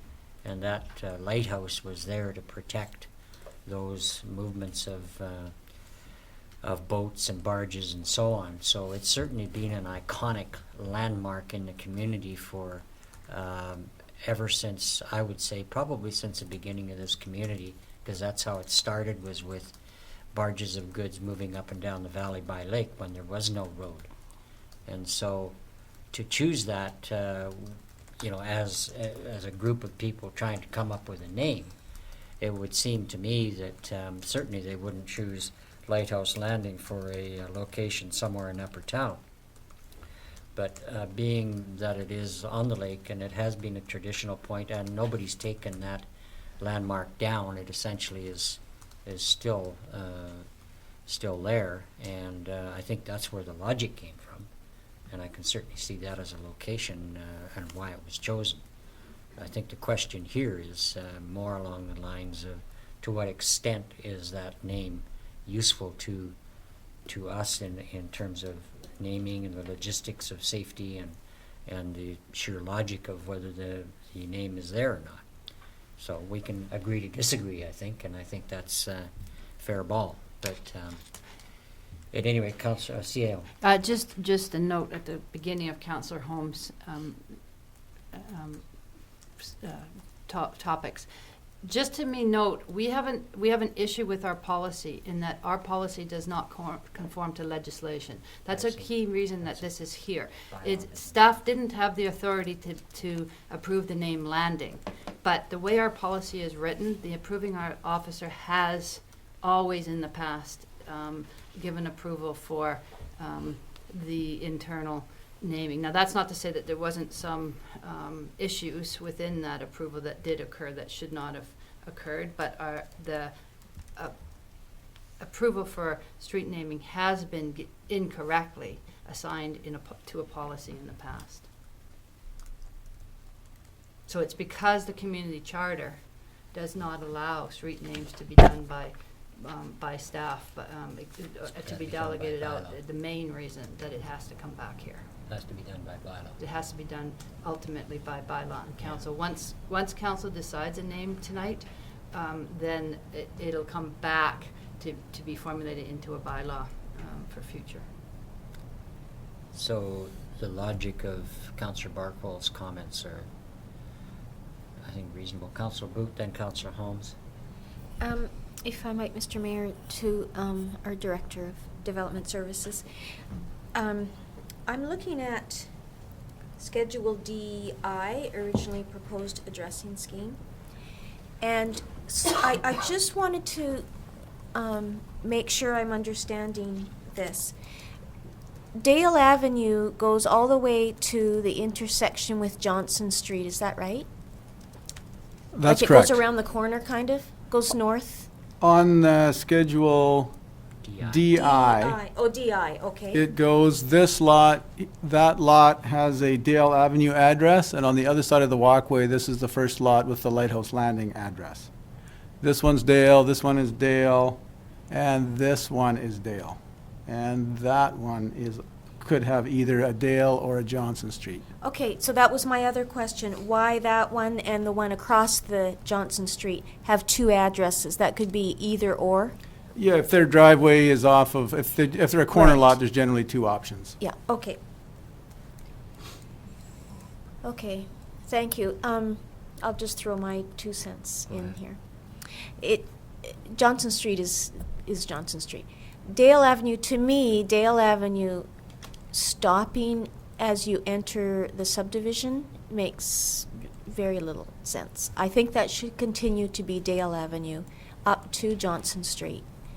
Lighthouse, that came before council before, the Lighthouse, and I like Lighthouse. I recall approving that or voting for it.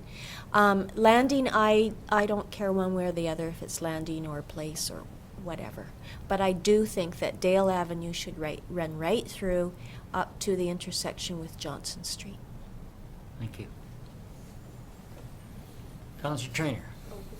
Councillor Holmes next. Oh, sorry. No, sorry.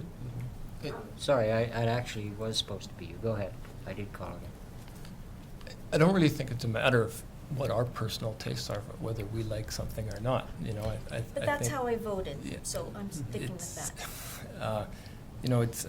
I think it's, do we have a policy? Then, my question is,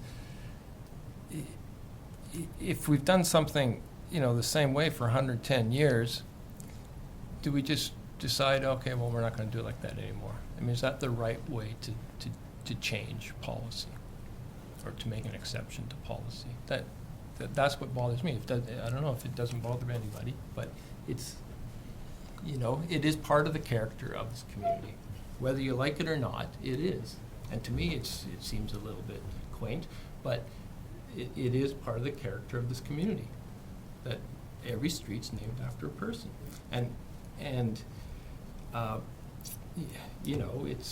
We have to be aware that we are breaking this tradition. Okay, Councillor Trainer, then Councillor Peak. Can I just double check on something? Is a landmark, that is in the policy, was a name of somebody or a landmark of historical relevance? Is that right?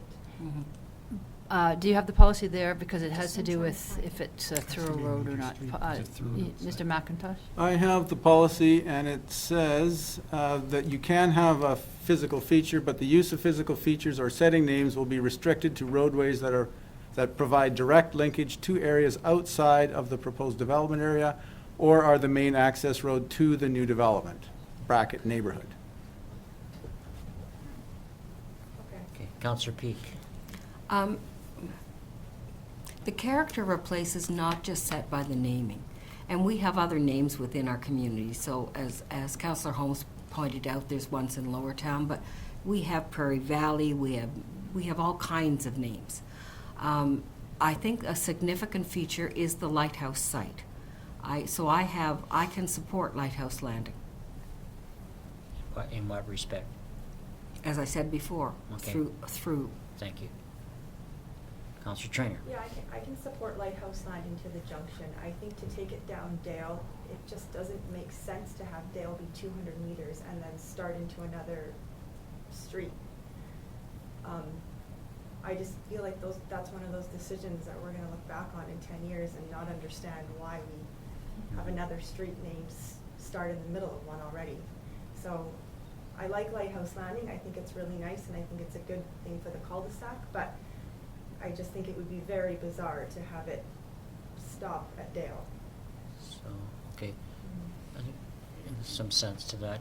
I'd like to ask the planner a question. At present, before this development was in place, how many addresses were there on Dale Avenue? Before this development occurred? I don't know for sure. I believe there's 3 on the street before we hit the subject property, and the subject property itself had a Dale Avenue address as well. So there Dale was- Avenue was 3 addresses long. Yes, with this property in its entirety, I believe, being the 4th. I think there's 3, one there, and another one below the screen.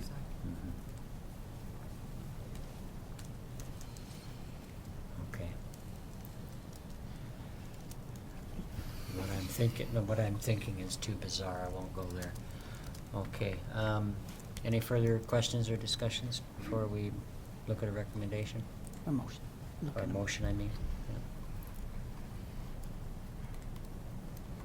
Yeah. Okay, would someone like to bring a motion forward, please, that reflects your understanding?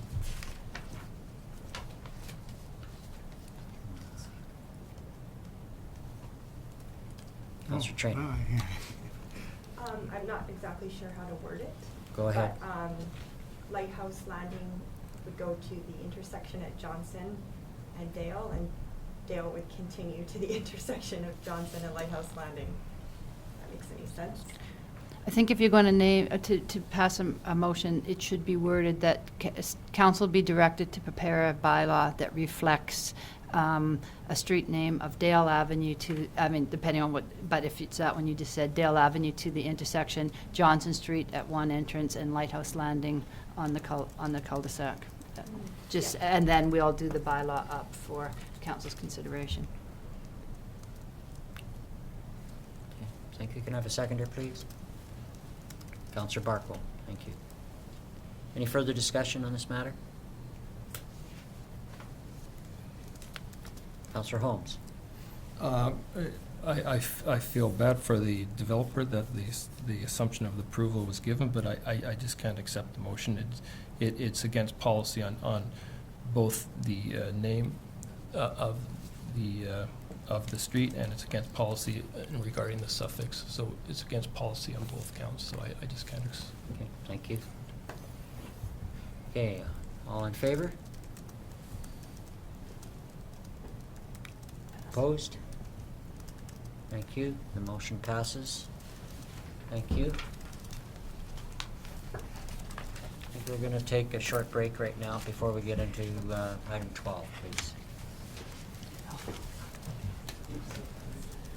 Okay, item 12, staff and other reports. Item 12.1, and I think we discussed this a little bit earlier, that there's perhaps more information to be gleaned from a meeting that's coming up next week with Trails of the Okanagan. And there's a suggestion that we maybe defer this to our next meeting. CAO, is that? Yeah, I think that it, just for background for council, that, you know, we did have the meeting with Minister of Transportation. It was a little bit hasty, the meeting that they called, in that they didn't have the full information when the 3 parties were there with this request.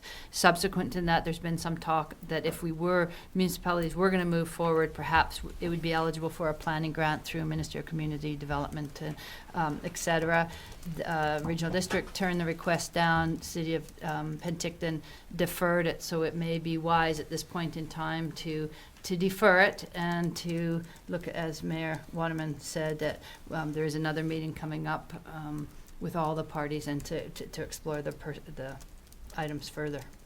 Because there's quite a bit of more information that I think will be available to that meeting vis-a-vis federal government and how they're dealing with the transportation corridors and the KVR as well as the highway. So I think there'll be more information.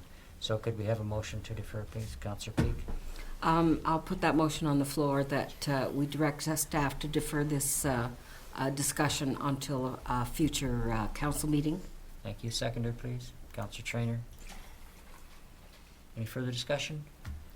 No? Okay, all in favor? Thank you. The motion carries. None opposed? Thank you. Okay, 12.2. Sorry to keep you folks waiting so long, and I probably shouldn't have had that break, but it was a mental break, okay? So actually, it's really good to see you all here. So Council, 12.2, CAO, or do we leave that corporate officer? I think we will turn that one over to our manager of recreation. Ah, there we go. I didn't even see you back there. Brenda. Another party heard from. So my report is representing the Skaha Camp Club. They have put in an application to use Living Memorial Park for a dog show, to also provide overnight camping for their participants on September 9th, 10th, 11th, and 12th. Sorry, 9, 10, and 11, 2016. So what this dog show has happened in the past in Osoyoos. 50% of the membership of the kennel club is from Summerland. They would like to move the show to Summerland. We looked at Living Memorial Park with the size of that park and being able to provide camping on site, which is what they do with these dog shows, is that it is a weekend event for all of the participants. They are self-contained camping units that they would bring to Living Memorial. I have attached a map as to how we would set up camping and where the dog show rings would be. We think that's the best use of that space. I have talked to the Works Department, landscaping, about putting vehicles onto the grassed areas, and they are in support of doing that. I think it's a great opportunity for Summerland to bring something new and something unique into our community, and to use a space that we're not utilizing at that time of year for baseball. It sits rather vacant there after the baseball season is over, and this would give us some multi-purpose use of that area. Sounds good. Okay, questions for staff? Councillor Barkle? It sounds like a great idea. I'm aware of one group that used it at one time for a family reunion, and they forgot to shut off the sprinklers. So if that happens, make sure that the pop-up sprinklers are turned off. Oh. Oh, dear. You have a shower and you don't even know it. Yeah. Anything else? Councillor Holmes? I think you answered my question, but just confirm that it doesn't interfere with baseball. And I guess the only other concern would be the neighbors, the people who live around there, and noise. And has that been addressed? That's definitely been addressed. The group is very supportive on non-barking dogs, and especially through the evening and through the nighttime. It would definitely be something that's monitored. Okay, Councillor Peak? I thought it was a very well-written report. The question about whether there were other activities normally on at that time, you answered in your verbal discussion. In speaking of the neighbors, is it possible to notify them in advance that this is what we're doing with this particular area, so they can have an expectation and perhaps enjoy the fact that it's there and not be abruptly put on them without notification? And that is something we had talked with the kennel club about doing, is notifying the neighbors and inviting them to come in and view the show and participate. Lovely. I think it's a great opportunity, and if it's ongoing, then I think that we can build on it. It'll be wonderful for the Kennel Club and for the community itself. Councillor Booth? I think it's a great opportunity for the community as well, particularly if the Fall Fair is revived again in 2016, because if it's on the typical weekend, that will be the same weekend. So there'll be an extra reason for people to come in and visit our lovely little town. There'll be a dog show, first time ever, and then the fall fair, kind of a revival of the fall fair. So I really like the idea, and I fully support it. Thank you. More questions? Thank you, Brenda. Council, would someone like to bring that motion forward? Councillor Peak. Yes, I will do so. That the Skaha Kennel Club application to use the entire Living Memorial Park for a dog show and overnight camping of participants on September 9, 10, and 11, 2016 be approved. Seconder, please. Councillor Trainer, thank you. Any further discussion? Just like to add that it's looks like a great event. I went through all the details, and the fact that there's half the club is from Summerland. Good to see you come home. Yes, ma'am. My name is Bev, and I'm the president of the club, and it's an international show. We have them come from all over. I see. Oh. We have judges from Ireland, the Philippines this year, our judges are coming from, and we have exhibitors that come from the States, Alberta. Last year we had fly-ins from Ontario. People will actually fly their dogs into our show. Great. Really international. Okay. All in favor? Thank you. Motion carries. Thank you very much. That's great. Okay, we're on to, thank you folks for coming. Bearing and, with us. Certainly pleased that we've got another, actually it's a major event, so we appreciate that, and I hope there's lots of advertising to go with it. I know we'll mention it at council here before it happens, so. Well, we thank you very much for having us. Thank you. Okay, what are we up to next? Have we got a? 12.3. Okay, 12.3. Where do That's we great. have our addition back here? That's way down there.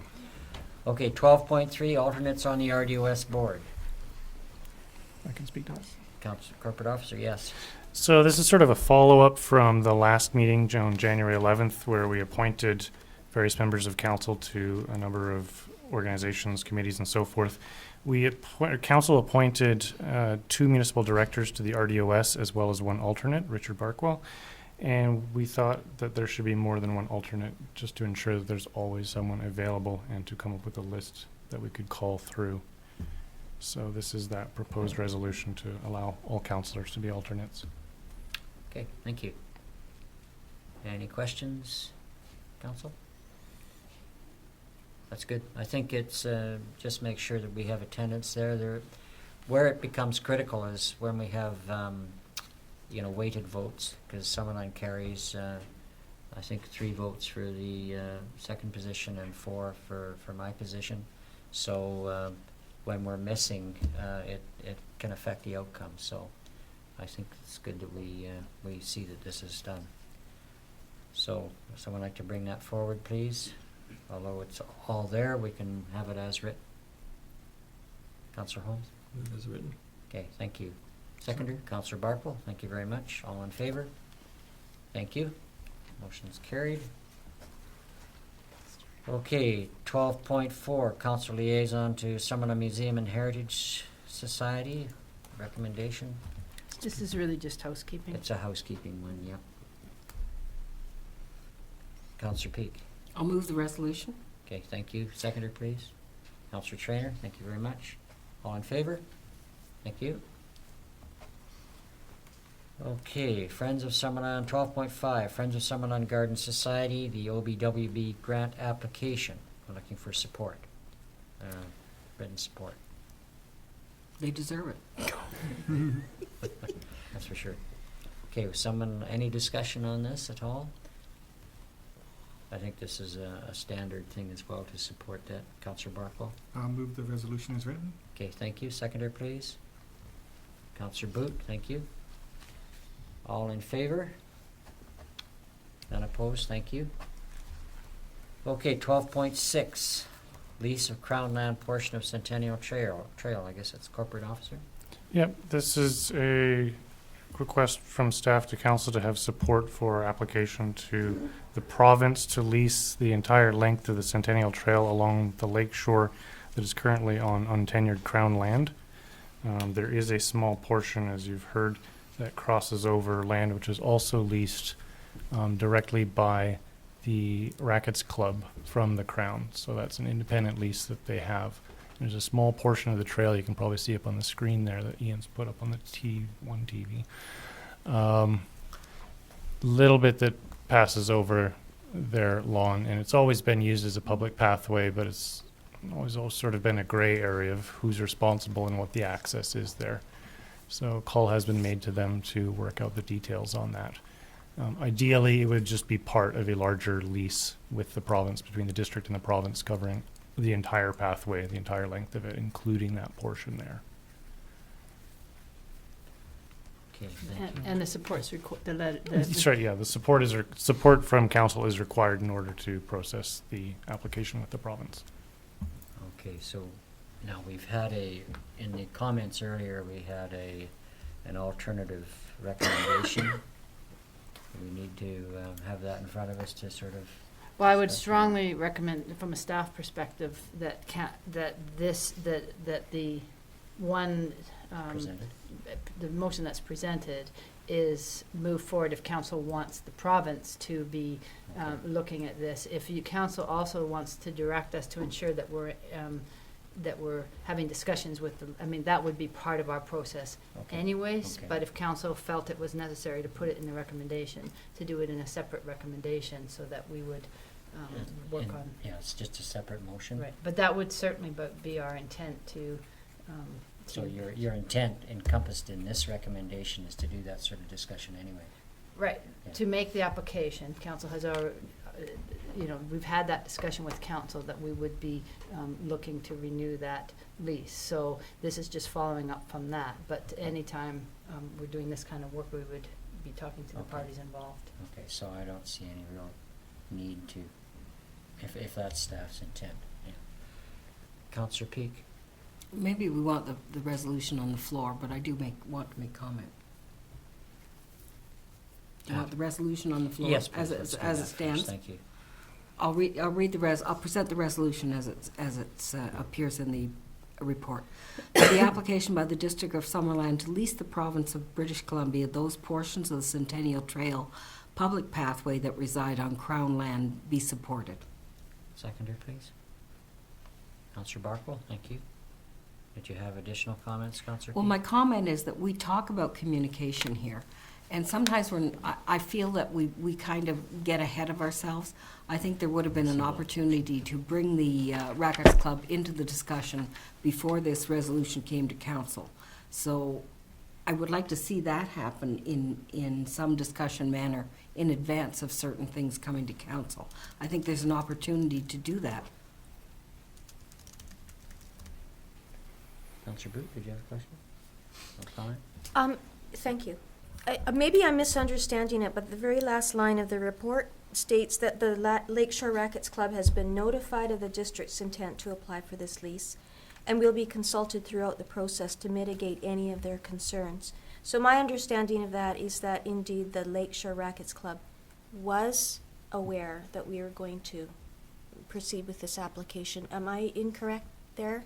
Maybe. No, that's correct, and Yeah. that, and exactly what it said, Yeah. that they were informed that the intent was that the discussion would be ongoing with them as we went through it. Okay, well, that's, yeah. Councillor Barkwell? Was he going up? Yeah. I'm a little kind of curious about how it works, that if they have a lease on the land with the provincial government, that we can just arbitrarily usurp their lease, and does that work for all locations, and that anybody might have a lease with the provincial government?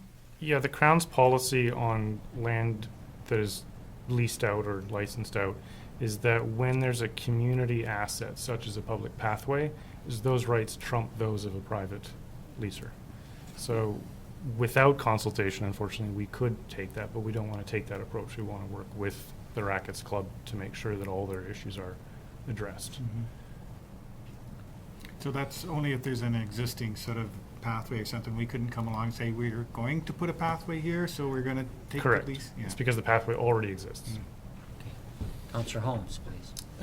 I'm not going to declare a conflict of interest. I'm no longer on the board of the Rackets Club. I have a couple concerns. One, first of all, Centennial Trail. It was always my impression Centennial Trail was started at the top of Peach Orchard and snaked along the back of Lower Town and ended on Butler. And if you even, I've never thought of the Lakeshore Path as Centennial Trail. It even says on the website, District of Summerland website, that Centennial Trail links into a series of lakeside trails. So I think that gives the wrong impression calling the Centennial Trail. And just to give I guess a bit of history, you know, that pathway hasn't always been there. It's only been there for 7 or 8 years. And to me, I think what you're trying to do here is to do what wasn't done 7 or 8 years ago when the path was just put in without telling the leaseholders of the time. And so now you put a pathway in there saying, oh, it's always been there, and so we have to take possession of it. I think we need to be aware that there's a lot of history about this piece of land and a lot of past conflict between the administration and the Rackets Club.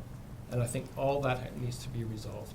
And to just inform that this is being done isn't the same as consulting. Throughout the election, we heard time and time and time again that people telling us, I wish they talked to us before they made their decision, not after.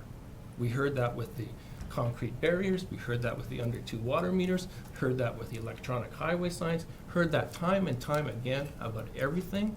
And to me, this is just another thing. We're making a decision before we talk to the people who are affected.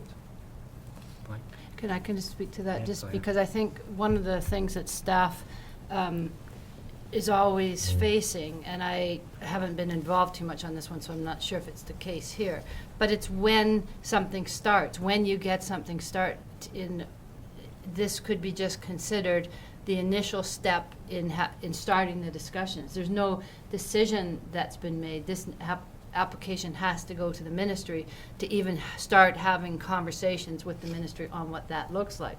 When I'm told about it, I'm told this is the beginning of the process for discussions. There's going to be now probably months worth of discussions with the ministry, with the Rackets Club, with council on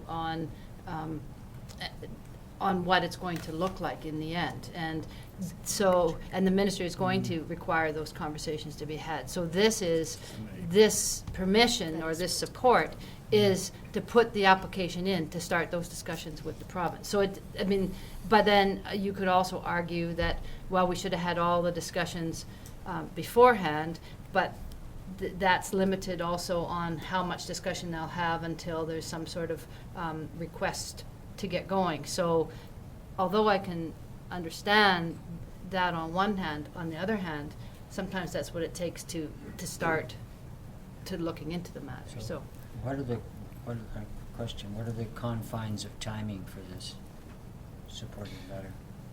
There's no actual time limit on it. If you were to give the support today, we've got 90 days to make any action at all, even simply to look at the file and click a little refresh button on the Front Counter BC website. That resets the clock for another 90 days. We can do that indefinitely. So what's the problem with doing as Councillor Holmes suggested? Even though I understand what you're saying about this as an initiation, but the perception is that we are supporting the application of the lease, and it does make that one step forward that to at least to the Racket Club, it looks as though we're moving ahead without consultation. well, it was our impression from staff that it was that we wanted the lease for the waterfront pathway. From for previous conversations, it was our understanding, perhaps incorrectly, but that we wanted to start the process to ensure that it's formalized, that we, and I believe it was brought up as far as formalizing all the pieces that have always been there. So, or not always been there, but that aren't formalized. So that's, we're operating under the impression that we're just moving forward on trying to do the pieces. If council doesn't want us to move forward and find out if this application would be able to go through, yeah. I think it's, I'll just get to you. I think it's just a matter of timing, and I'm not suggesting that we wouldn't want it to go through. I'm just, from what Councillor Holmes is saying, it, you know, the perception is that we're kind of jumping the gun when we may perhaps have done a bit of discussion before we made this move. Councillor Barkle and Councillor Traynor. Maybe you sort of said what I was going to say already. I certainly do understand the optics from the Racket Club's point of view, but I also understand what the CEO is saying, and I think this is like putting a motion on the table for us to discuss. By passing this resolution, now there's something on the table for them to discuss with the Rackets Club. So it's by no means fait accompli. I think that maybe the only thing we really need to do is to assure the Rackets Club that we will be consulting adequately, and hopefully their concerns will be satisfied. You know, yeah, it's not a done deal. So, yeah. Okay. So let's, yeah. Councillor Traynor. I'm just curious, what kind of impact would this have on the Rackets Club? Would it change anything? It would free them from liability if someone were to trip and fall on the path, which is currently their path. Other than that, no impact. There's no fencing that's going to occur. There's no change in the behavior of staff or the public on it. Nothing would change for them at all? They would just, not, like you said, not have the liability of the path? Then that's a big part of it. As Councillor Holmes alluded to, there are a number of outstanding issues. Not too many of them yet have come to this council table between the Rackets Club and maintenance issues. Right now, there's an informal agreement for staff to be doing the plowing or the clearing of the trail. If we're doing the clearing of the trail, if Works and Parks is doing the clearing of the trail with our equipment or emptying the garbage bins, which they want to have there, but we're going on the pathway without having a lease on it. That's generally the type of things that you try not to do in a municipality. You formalize those agreements. So, and there's some unresolved right now. I understand that we're using some of our equipment to cross over their land instead of coming in on the trail, and there's more conversations to have, but it's difficult to have those conversations if you're not working towards formalizing the agreement. So I think that's, as I say, there's, and Councillor Holmes is absolutely correct, there's a number of stuff that when you hear it, you're just like, well, how did that ever escalate into the magnitude that it is? But it's because there's old, but there has to be an indication that we want to formalize it in order for the conversation to get going. And I just have a further comment. So in addressing this, then we could potentially also address their other concerns as well. Absolutely, I think that's certainly our intent, is to be saying, look, there's a whole number of things here. We need to get them out on the table. We can't have staff just coming and saying, oh, these guys are impossible to work with, and them saying these guys are impossible to work with. We need to try to come up to a resolution that works for everybody. Councillor Peak. I wonder, because I have the same concerns that Councillor Holmes is expressing, and it is a communication. I understand the chicken and egg, whether you start it with a formal resolution or not. I would like to see us send a letter to the Rackets Club and say that we realize that perhaps we could have brought them into the process sooner, because we recognize there may be implications and things that need to be addressed, and we want to take the time to do those. Could we possibly do that?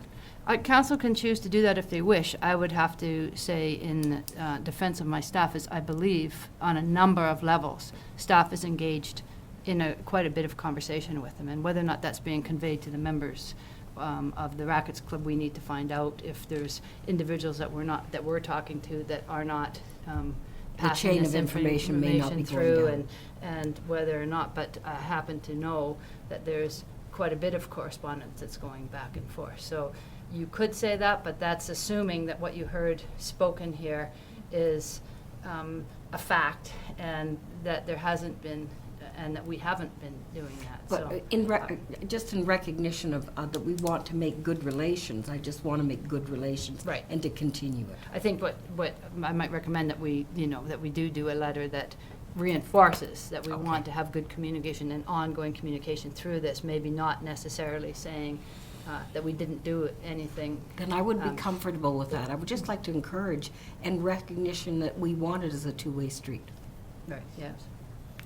I think too, though, that's addressed to some degree, as was pointed out, I think, by Councillor Boot, with the last sentence in terms of consultation through the process. And I think in addition, I think each one of us is well aware of the intentions of this administration in doing a better job of consultation, and may feel that this is not evidence of that. But I can tell you for sure that the discussions I have with staff and with our CAO, when they're talking about consulting through the process, I'm taking that to be a fact that they will do that. And I think that historically, perhaps we haven't done that, but with this administration, I think we're making every intention to do that properly. So, but it doesn't hurt to, add to what we've got here. Are you suggesting, CAO, that we could add to this at all, then, in terms of? Well, if council, we could commit to writing I think it's a letter. direction more than that you would do something. Well, this is a recommendation that we're going to take. Okay, we could do this recommendation come forward as a motion and then do a. If you felt you needed it as a resolution, or But if you it just could be wanted a separate- separate thing, yeah. It could either be a separate motion or just general direction to make sure Well, that why that's don't what we we're treat this a particular motion and then decide what we're going to do after that? Someone like to bring a recommendation forward, please, or a motion forward? This motion is on the table. Oh, it is. Did we move it second? And it's Did we- seconded. Okay. Okay, all in favor of what we've got in process? Can I say something still? Go ahead, sure. No matter how you say it, it's going to be perceived as a land grab. It's going to be perceived that you put in a pathway without asking even permission, and then wait to 8 years, and then go claim that land, saying that we've always had this pathway in. That's how it's going to be perceived, and I still think the best approach is that you reach an agreement with the Rackets Club, and that you're both together on the same page, and then you move forward together. And I just have another question. If Pardon me? If the plan is to formalize ownership of the pathway, what about the part of the pathway crossing through private property there, in between the Rackets Club and the Yacht Club? What's going to become of that? Which portion are we talking about? This one right in front of the old cannery. Those would have to be an easement agreement with the private owner. It would have nothing to do with the Crown. It's assuming those lot lines are accurate to the photograph. So is the intention to somehow, for the municipality, get control of that?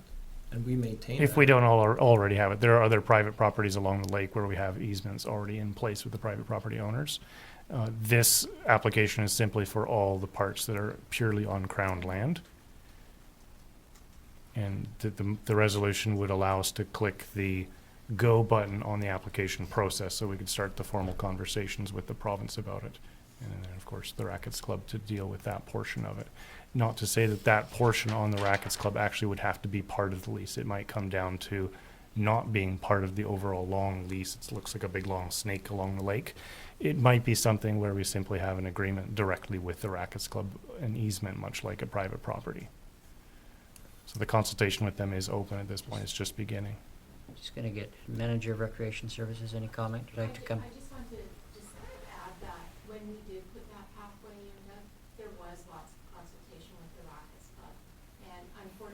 nothing was informal in a writing agreement, but they, as far as I know, it was a good working relationship between the Parks Department, Public Works, and Rackets Club when we were putting that pathway through. And that's, just to speak to that, I know there's informal notes, there are informal files that talk a lot about those conversations and those discussions, and some of the information that's coming forward in our discussion doesn't collaborate with that. It's a definite situation of corporate memory and people changing in groups. It's been a difficult situation, but certainly some of what is documented in the files is not what's being said at this moment in time. So it is one of those difficult ones. From a staff perspective, any municipality that's on waterfront, it is generally an attempt by the councils to secure it, as far as whether it's easements on private land or leases on crown land. So that's how we're moving forward at this point. I guess the one concern I have is the liability aspect. Did you mention that, or? Yeah, the liability for them more than, Yeah. and I mean, certainly for us with our equipment, it's not, without a formal agreement, we shouldn't be going on any of the properties, and the more we minimize that, the better. So the fact that we are, though, is more of a liability issue for the racket club. Both sides, I Both mean, sides, yeah. I see. Okay. Councillor One Holmes? other question is, what effect, if any, does this have on BC assessment, for tax assessment? Well, it's Crown land, so. If from what I remember from the discussion, the portion of the pathway was exempted, was included in the calculations of the exempted area, even though it wasn't a formal agreement. But I'm not, and Laurie's couldn't be here tonight, but I'm not 100% on that. But I believe if that is the case, it wouldn't affect it. If not, then it would go down. It would be a bigger area that was exempted if it wasn't Already that. calculated. Okay, Councillor Barkman. How do you think we should deal with the optics that it's a land grab when, like sitting at this table, it looks to me like just a simple paperwork, and reduces their liability and really only a benefit to the Rackets Club. But I understand that, how that optics come about. I mean, as far as optics of the community, I think you could also speak from the community, and they may feel that it would be council's responsibility to have access, to have legitimized your access through there, and to get a lease going. I was just I was sort of referring to Councillor Holmes and asking if he had any suggestions on how we could counter that perception, or what it would take. I just think you have to resolve the issues within the community before you start a process with the province. And I would say, I'm pretty sure that the Rackets Club wouldn't have a problem, but it would like to have all the issues resolved, and I don't know. And I just think that's the proper way of doing things. It was no different than, I was the only one who voted against the West Prairie Valley OCP amendment, because I didn't think that we should be changing it until, it was just the order of the way we do things. And I just think that it's the same thing. This isn't the right order to do things. I just think you resolve the issue in the inside the community first, and you've got that, and then you become partners, and you both, you're both on the same page, and you move forward, and you go to the province, and this is what you both want. This is what you both want for the community. I just think that's me. That's the process you ought to do. But given what our manager of recreation services has said, and that there is some sort of paper recollection of notes, et cetera, that there had in the past, when this path was first put in, that there was consultation with Racket Club at the time. And that was after my involvement with the Racket Club, so I've got no corporate memory there at all. But also, I gather from what you're saying that there's a number of other issues to be dealt with as well, and this is only one of them that the Racket Club would like to talk to the municipality about. But I think it works both, municipality has some issues with the Racket Club too. Go both ways. It goes both ways, Yeah. and so just.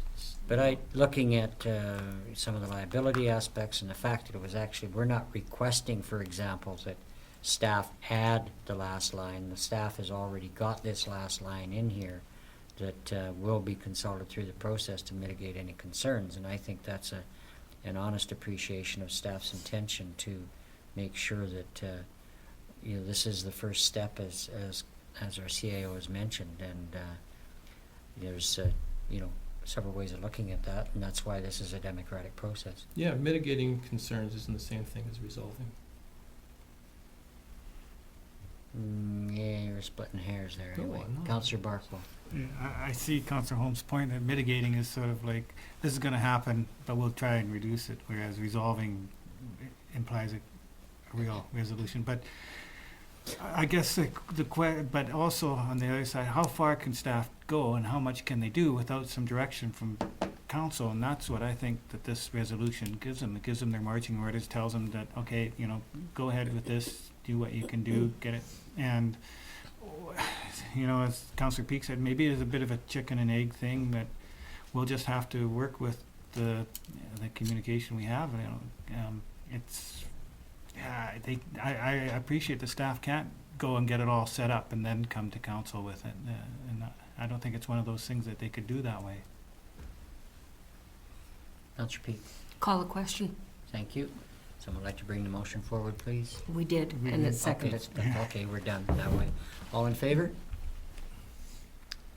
Motion carries. One opposed. Thank you.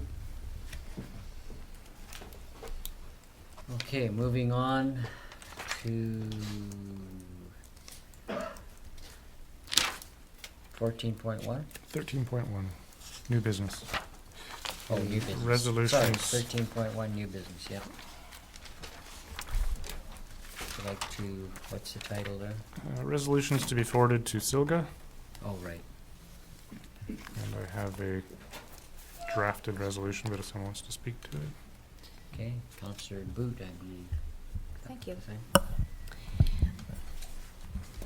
We're all aware that the school district 67 has, well, I guess every school district in the province of BC has to balance their budget, and a number of us have attended several meetings on the potential for school closures, either Giants Head School or Trout Creek Elementary.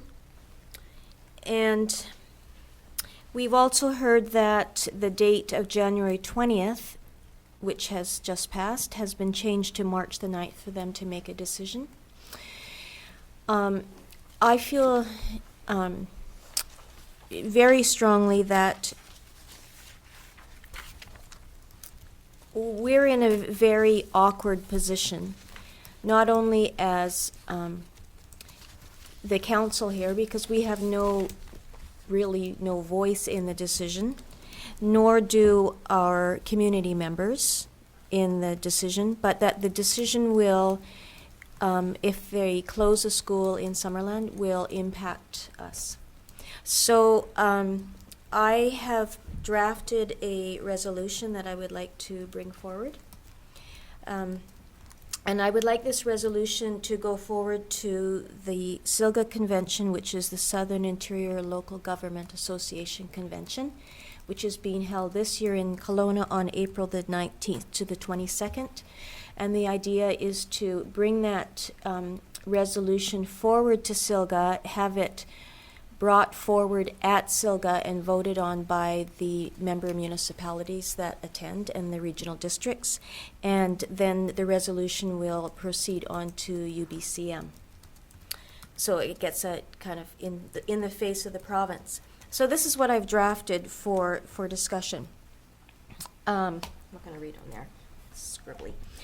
Whereas many municipalities in the province of BC are facing school closures and or amalgamation, and whereas such closures can have significant impact on the economic and social well-being of municipalities experiencing school closures, be it resolved that the Ministry of Education in the province be urged by SILGA to investigate the adequacy of funding for education, and further to actively participate in the public consultation process that is required before schools are closed in the province. Thank you. So that's the motion. That's the motion, yes. Seconder, please. Councillor Trainer, thank you. Discussion.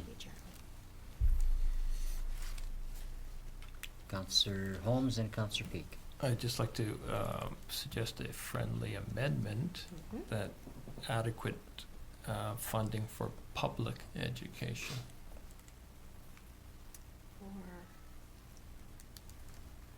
Good point. I think there's already adequate funding for private education in this province. Point well taken.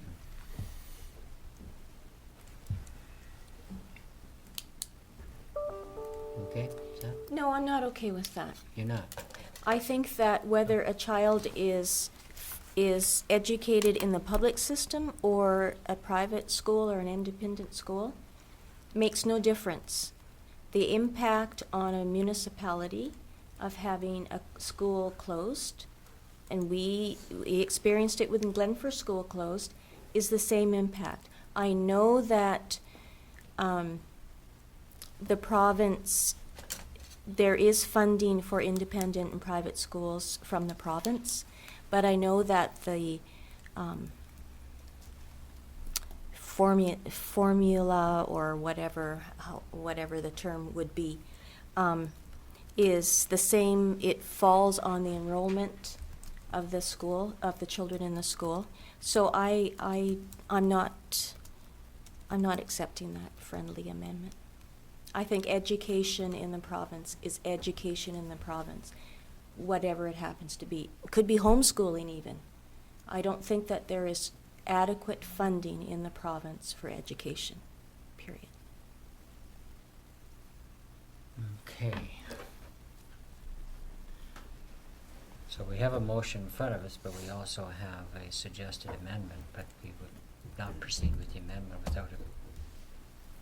See, we'd have to agree with the amendment first before we dealt with the motion, correct? Yeah, we'd have to pull out the procedures bylaw if we did want, you can either vote on the motion, and if it doesn't pass, you could introduce another motion, or you could vote on the amendment, and then if it, you would vote on the amendment, and then if the amendment passes or not, you would then vote on the main. So if you want to proceed, you could put a motion forward to make that a motion, amendment. You vote on the amendment, specifically on the amendment, and then you vote on the main motion after that. Yeah, if As it's either amended. amended or not. Yeah. Yeah, right. That's my normal That's right. historical rationale handling amendments. Okay, so what's the wish of council? Shall we deal with the amendment, please? Well, is there amendment, Well, it's he a asked it to be suggested a friend, amendment. right, he asked for it to be a friendly amendment, so now. That's obviously not a friendly amendment. I don't mind withdrawing it. I just merely I'd like to point out, though, that we probably have 50 Summerland kids who go to private schools outside the community. So I'm not sure how that's helping the community. So are you withdrawing your amendment or not? I don't know, what do people want? Make Well, a you decision. vote on it, yeah. Yeah, well, we might as well vote on it then. Okay, the amendment was to add, But the motion for the amendment, you need a seconder. okay, yeah. Seconder for the amendment, please. If we don't get that, it dies.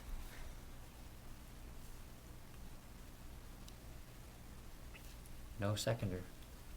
So we proceed with the main motion. Okay, now we've had the motion read, we've had a seconder, have we? Seconder, but yes, I'll second it. Okay. Any further discussion? Question, clarification? Yes, go ahead. Would you read the last phrase from the motion? My mind zipped away. From be it resolved? Could you just read the whole thing again? Okay. How about we have Yeah, the yeah. corporate officer, just to make sure that he's got this, the one, I did send it to you. So the proposed resolution is, whereas many municipalities in the province of BC are facing school closures and/or amalgamation, and whereas such closures can have significant impact on the economic and social well-being of municipalities experiencing school closures, be it resolved that the Ministry of Education and the province be urged by SILGA to investigate the adequacy of funding for education and further to actively engage in the public consultation process that is required before schools are closed in the province. Okay, Thank you. so it's moved and seconded. Further discussion? No? All in favor? Okay, motion carries. Thank you very much. None opposed. Thank you. So we'll move on to 14, bylaws. Can I just speak to a point of clarification? So, Mr. Deniger just read out the motion, but the actual resolution was that the following resolution be forwarded to SILGA. Yes. Okay. Yeah, that should be it. Yeah. Yes, yeah, sorry. Okay, moving ahead to bylaws 14.1. Who's dealing with that? CAO? Can you refer to corporate officer or yourself? Corporate officer. Okay, corporate officer, 14.1, please. Saving my minutes before I lose them. This is basically a housekeeping matter relating to the agreement amongst a number of municipalities in the South Okanagan to share services for the dispute adjudication registry. The agreement expired at the end of 2015, and the City of Kelowna, which is administering the shared service, has sent out a new agreement. And according to law, we can only join the registry by resolution from council. And along with that, we need to amend the internal bylaw that we have to reference this new agreement, which comes into effect this year. Okay, thank you. Okay, since it's a housekeeping, anybody would please bring the motion forward? Councillor Barkwell? Seconder, please. Councillor Holmes, thank you. Any further discussion? I think not, but is there any comments? No. All in favor? Thank you, none opposed, the motion's carried. So you're in gear, corporate officer. Excellent. Okay. I think there's nothing else. We're moving on to councillor reports. Councillor Trainer. I attended a school board meeting at Trout Creek Elementary on January 12th. There was about 200 parents and residents there, and they sent a strong message to the trustees that they don't want either school in Summerland closed and that it would have a devastating effect on our community. So I'm really happy that Councillor brought forward what she did tonight. I'm part of the Healthy Communities, Summerland Healthy Communities Initiative, and we held our monthly meeting last week. We're currently working to identify a project that our group can take on. And as part of this, we've launched a quick survey that asks Summerland residents about what makes their community healthy. I've shared this on my council Facebook page, and we're hoping that in the next week or two, the district will be able to somehow link our survey on our website as well. Last week, we held our first Mayor's Task Force on Economic Development, and we got a really great team, representatives from many different sectors in Summerland. Our first meeting was all about brainstorming, but moving forward, I know we're all keen to establish some tangible goals and ultimately recommendations that will help guide council in our efforts to promote economic development in this town. On Friday night, I attended Taste of Syria at the Summerland Waterfront Resort. Congratulations to Councillor Holmes and the Summerland Refugee Sponsorship Group for a very successful event. I'm sure he'll talk about it more. And finally, on Wednesday, this coming Wednesday, January 27th, online registration opens for this year's Giants Head Grind, the Christopher Walker Memorial Race. It's one of my favorite events in Summerland, and I encourage you all to sign up. You don't have to run. You can walk or you can crawl or whatever you want to do to get to the top. We go from Peach Orchard all the way up to the top of Giants Head, and it's a really great event. It's on the 21st of May. Registration opens on Wednesday. You just go online. That's it. Why are you laughing? See you at the top. How many days do you get to complete this? You got 4 months. Train. Councillor Barkle. I attended a number of events throughout the last few weeks that other councillors were all in attendance. So the only one I'll speak to is the one where there were no other councillors, and that was the Heritage Advisory Committee. We were joined this time by Mr. McIntosh, Director of Planning, not Planning, Development Services. And he was of great assistance. I feel that that committee is going to be moving forward well in the future. Thank you. Councillor Boot. I also attended the Trout Creek School Board meeting. January the 14th, I went to the Chamber of Commerce Board meeting with Councillor Peak. And on February the 13th, they are working on their strategic plan, and Council has been invited to breakfast and a brief discussion about how we can mesh our plan with their plan. So if you haven't responded to Christine, if you could do that, please. So that's Saturday, February the 15th. The chair of the school board, Linda Van Elfen, as typical, did her report for the school as the school board liaison. And nothing that we haven't heard already earlier at this table. And then on the same night, so that January the 14th, I attended the Water Advisory Committee meeting, and we just had further discussion on the irrigator rates, so things are moving along there too. Thank you. Councillor Holmes. Okay, just an update on the refugee sponsorship. First, the big news is that we've been matched with a family. It's a family of 5, soon to be 6. The mom, dad, an 8-year-old girl, a 7-year-old girl, a 3-year-old boy, and the mother is pregnant with a baby due in May. So the details are still a little bit sketchy. We know that they're in Turkey. We don't know when they'll arrive. We could have as little as 4 to 8 hours notice. So, but the main thing is we'll be ready. The Taste of Syria in Summerland fundraiser on Friday at the Waterfront Resort, we raised more than $5,000 at that event. Plus, we've had a generous donation of $15,000 from one family. Wow. We still need to raise some more, but we're well on our way. We also at the event, we received a number of leads on potential rental homes. We have temporary accommodation in place if necessary.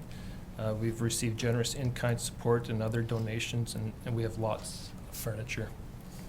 The Albatar family and the Syrian refugee family from Oliver also attended the event on Friday. The Albatar spoke to about how they're settling into Summerland. They've been here since March. And Hussein Albatar, the father, he was a sign maker in Syria, and he made a sign, which is sitting right over there, in the traditional Syrian motifs around, and he presented that to all the council members who were present there on Friday night. So that's what you missed, Mayor. I'd just like to say that our organizing committee, there's 26 of us who we came together as mainly as strangers to each other. We pulled together to work, and in 1 month we've done all the paperwork, which is a mind-boggling amount. We've made all the connections that we need to make for tax donations and everything. We've raised $20,000, and we've been matched with a family. This is all in a month, so it's quite amazing. It's a remarkable group. I'd also like to mention about the Cultural Plant Task Force. We had a meeting on Friday the 15th, and Dr. Sharon McCorby, a professor emeritus of UBCO, she's also the chair of the Lake Country Public Art Commission and chair of the Lake Country Art Walk. She came and talked to the task force, and it was a very enlightening talk. She's incredibly experienced in the areas that we're looking at. She spoke to us about the role of the municipality for promoting public art in Lake Country, and I found it very useful in terms of I think it's useful for the task force to learn the approach from that are in other communities, and so that was a great talk. The task force is its first phase of public consultation is winding down, and we've had input from, I'll just give you a few stats here. We had 203 attendees at our 13 community conversations. We've received 576 responses to our surveys. We've had more than 600 comments on people wrote on the sticky notes that plastered on the display boards that were around town. We've received 15 written submission, and the leadership class at Summerland Secondary School ran their own kind of consultation within the school, and they had 226 comments from students. So the input has been fantastic. So now we've got the hard task of analyzing all this input and going from there. And just finally, I'd like to say that I also attended the school board public meeting at Trout Creek on the 12th, and as Councillor Boot said, that they've postponed their decision from January 20th to March 9th, and they'll be, the school board will continue taking input up until then. So I encourage people to get organized and to continue making their views known. And since as the root of the problem is underfunding of public education, I encourage people to make their views known to the provincial government and our MLA. Thank you. Councillor Peak. Thank you. We had continued our strategic planning, and in that process we involved our staff, which was a wonderful day. I really appreciated that opportunity. The past meeting of the Trail of the Okanogans was a very comprehensive discussion and presentation with more people available to hear that presentation. I know that the mayor was invited, but it conflicted with the Trout Creek meeting, and I know that I'm very pleased that many of our councillors were able to get that meeting, that were well represented. When on occasion we aren't able to get there, it's great to have the size council we have that does the work they do. I was at the Chamber Board meeting, and as Councillor Boot mentioned, Trustee Van Alphen is now the representative as opposed to Julie Planadon. She has been unable to meet the timeframes of the meetings. There were updates on the budget, and we are invited to their strat plan meeting, as was mentioned at the credit union on the Saturday. The Cultural Task Force is working forward, and as Councillor Holmes has outlined, there's great response. We have so much data that I think we need the objective to have someone come in and explain how you look at this data and how best to make use of it. So that will be one of the things coming forward to our next meeting. I think the opportunity to have an objective analysis of that data would be very important for the outcomes of the written product and for our decision making as we go forward. I also attended the Business After Business, and I hadn't been in that particular establishment before, and the owner of it apparently has had spas for 22 years throughout the Okanagan Valley. She's owned some, I think they said 7 businesses. So I have to commend the business for lasting that long, and we're very lucky to have them here in our environs. I was an observer at the Mayor's Task Force on Economic Development, and found that the discussion was stimulating. Very pleased to have 2 young people on it, and I thought their views were very well put forward. I also attended the fundraising, the Taste of Syria, and I have to commend the group. It was just an absolutely marvelous evening. Lots of fun. It was warm, inviting, and I met neighbors and new neighbors, so it was a great event. Congratulations. Thank you. Any questions or any comments from the public? Hi, my name is Brad Besler. My comment relates to the Lighthouse Landing Dale Avenue discussion. Currently, there's only 3 properties on Dale Avenue. So one option sitting here that I thought of would be maybe renaming that little strip of Dale Avenue Lighthouse Landing or Lighthouse Place, extended all the way to the cul-de-sac, because on the map it looks like one continuous road. And like you said, the lighthouse is a historical part of that area, so that's just one option I'm throwing out there. I don't know how easy it is to change Dale Avenue or the historical significance, but It's just throwing tough. an idea. It's tough. Especially a very well-known, Forget what I said. a very well-known figure in the community. Oh, okay. Yeah, thank you. Anybody else? Yes, sir. You come up to the podium, please. Up to the podium. Okay, thank you. And your name? My name's Dan Moulton, the Herald. I was wondering what the process would be to add a new suffix to the acceptable street names. They did pass, tonight, they did pass landing to use one, so it's, the council just overrode that policy. The policy has to be re-looked at anyway to make sure it conforms with the community charter, so at that time it'll be looked at. Do you know how old it is? The policy itself was revisited in November 2014. I think it was 2002, I think, or so that it came into place originally.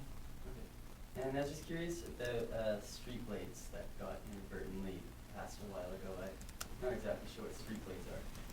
It's the actual signs, the nameplates for the signs on the road. So there's actually on the streets right now, there's signs up, just 2 of them, that say Lighthouse Landing, as it is right now.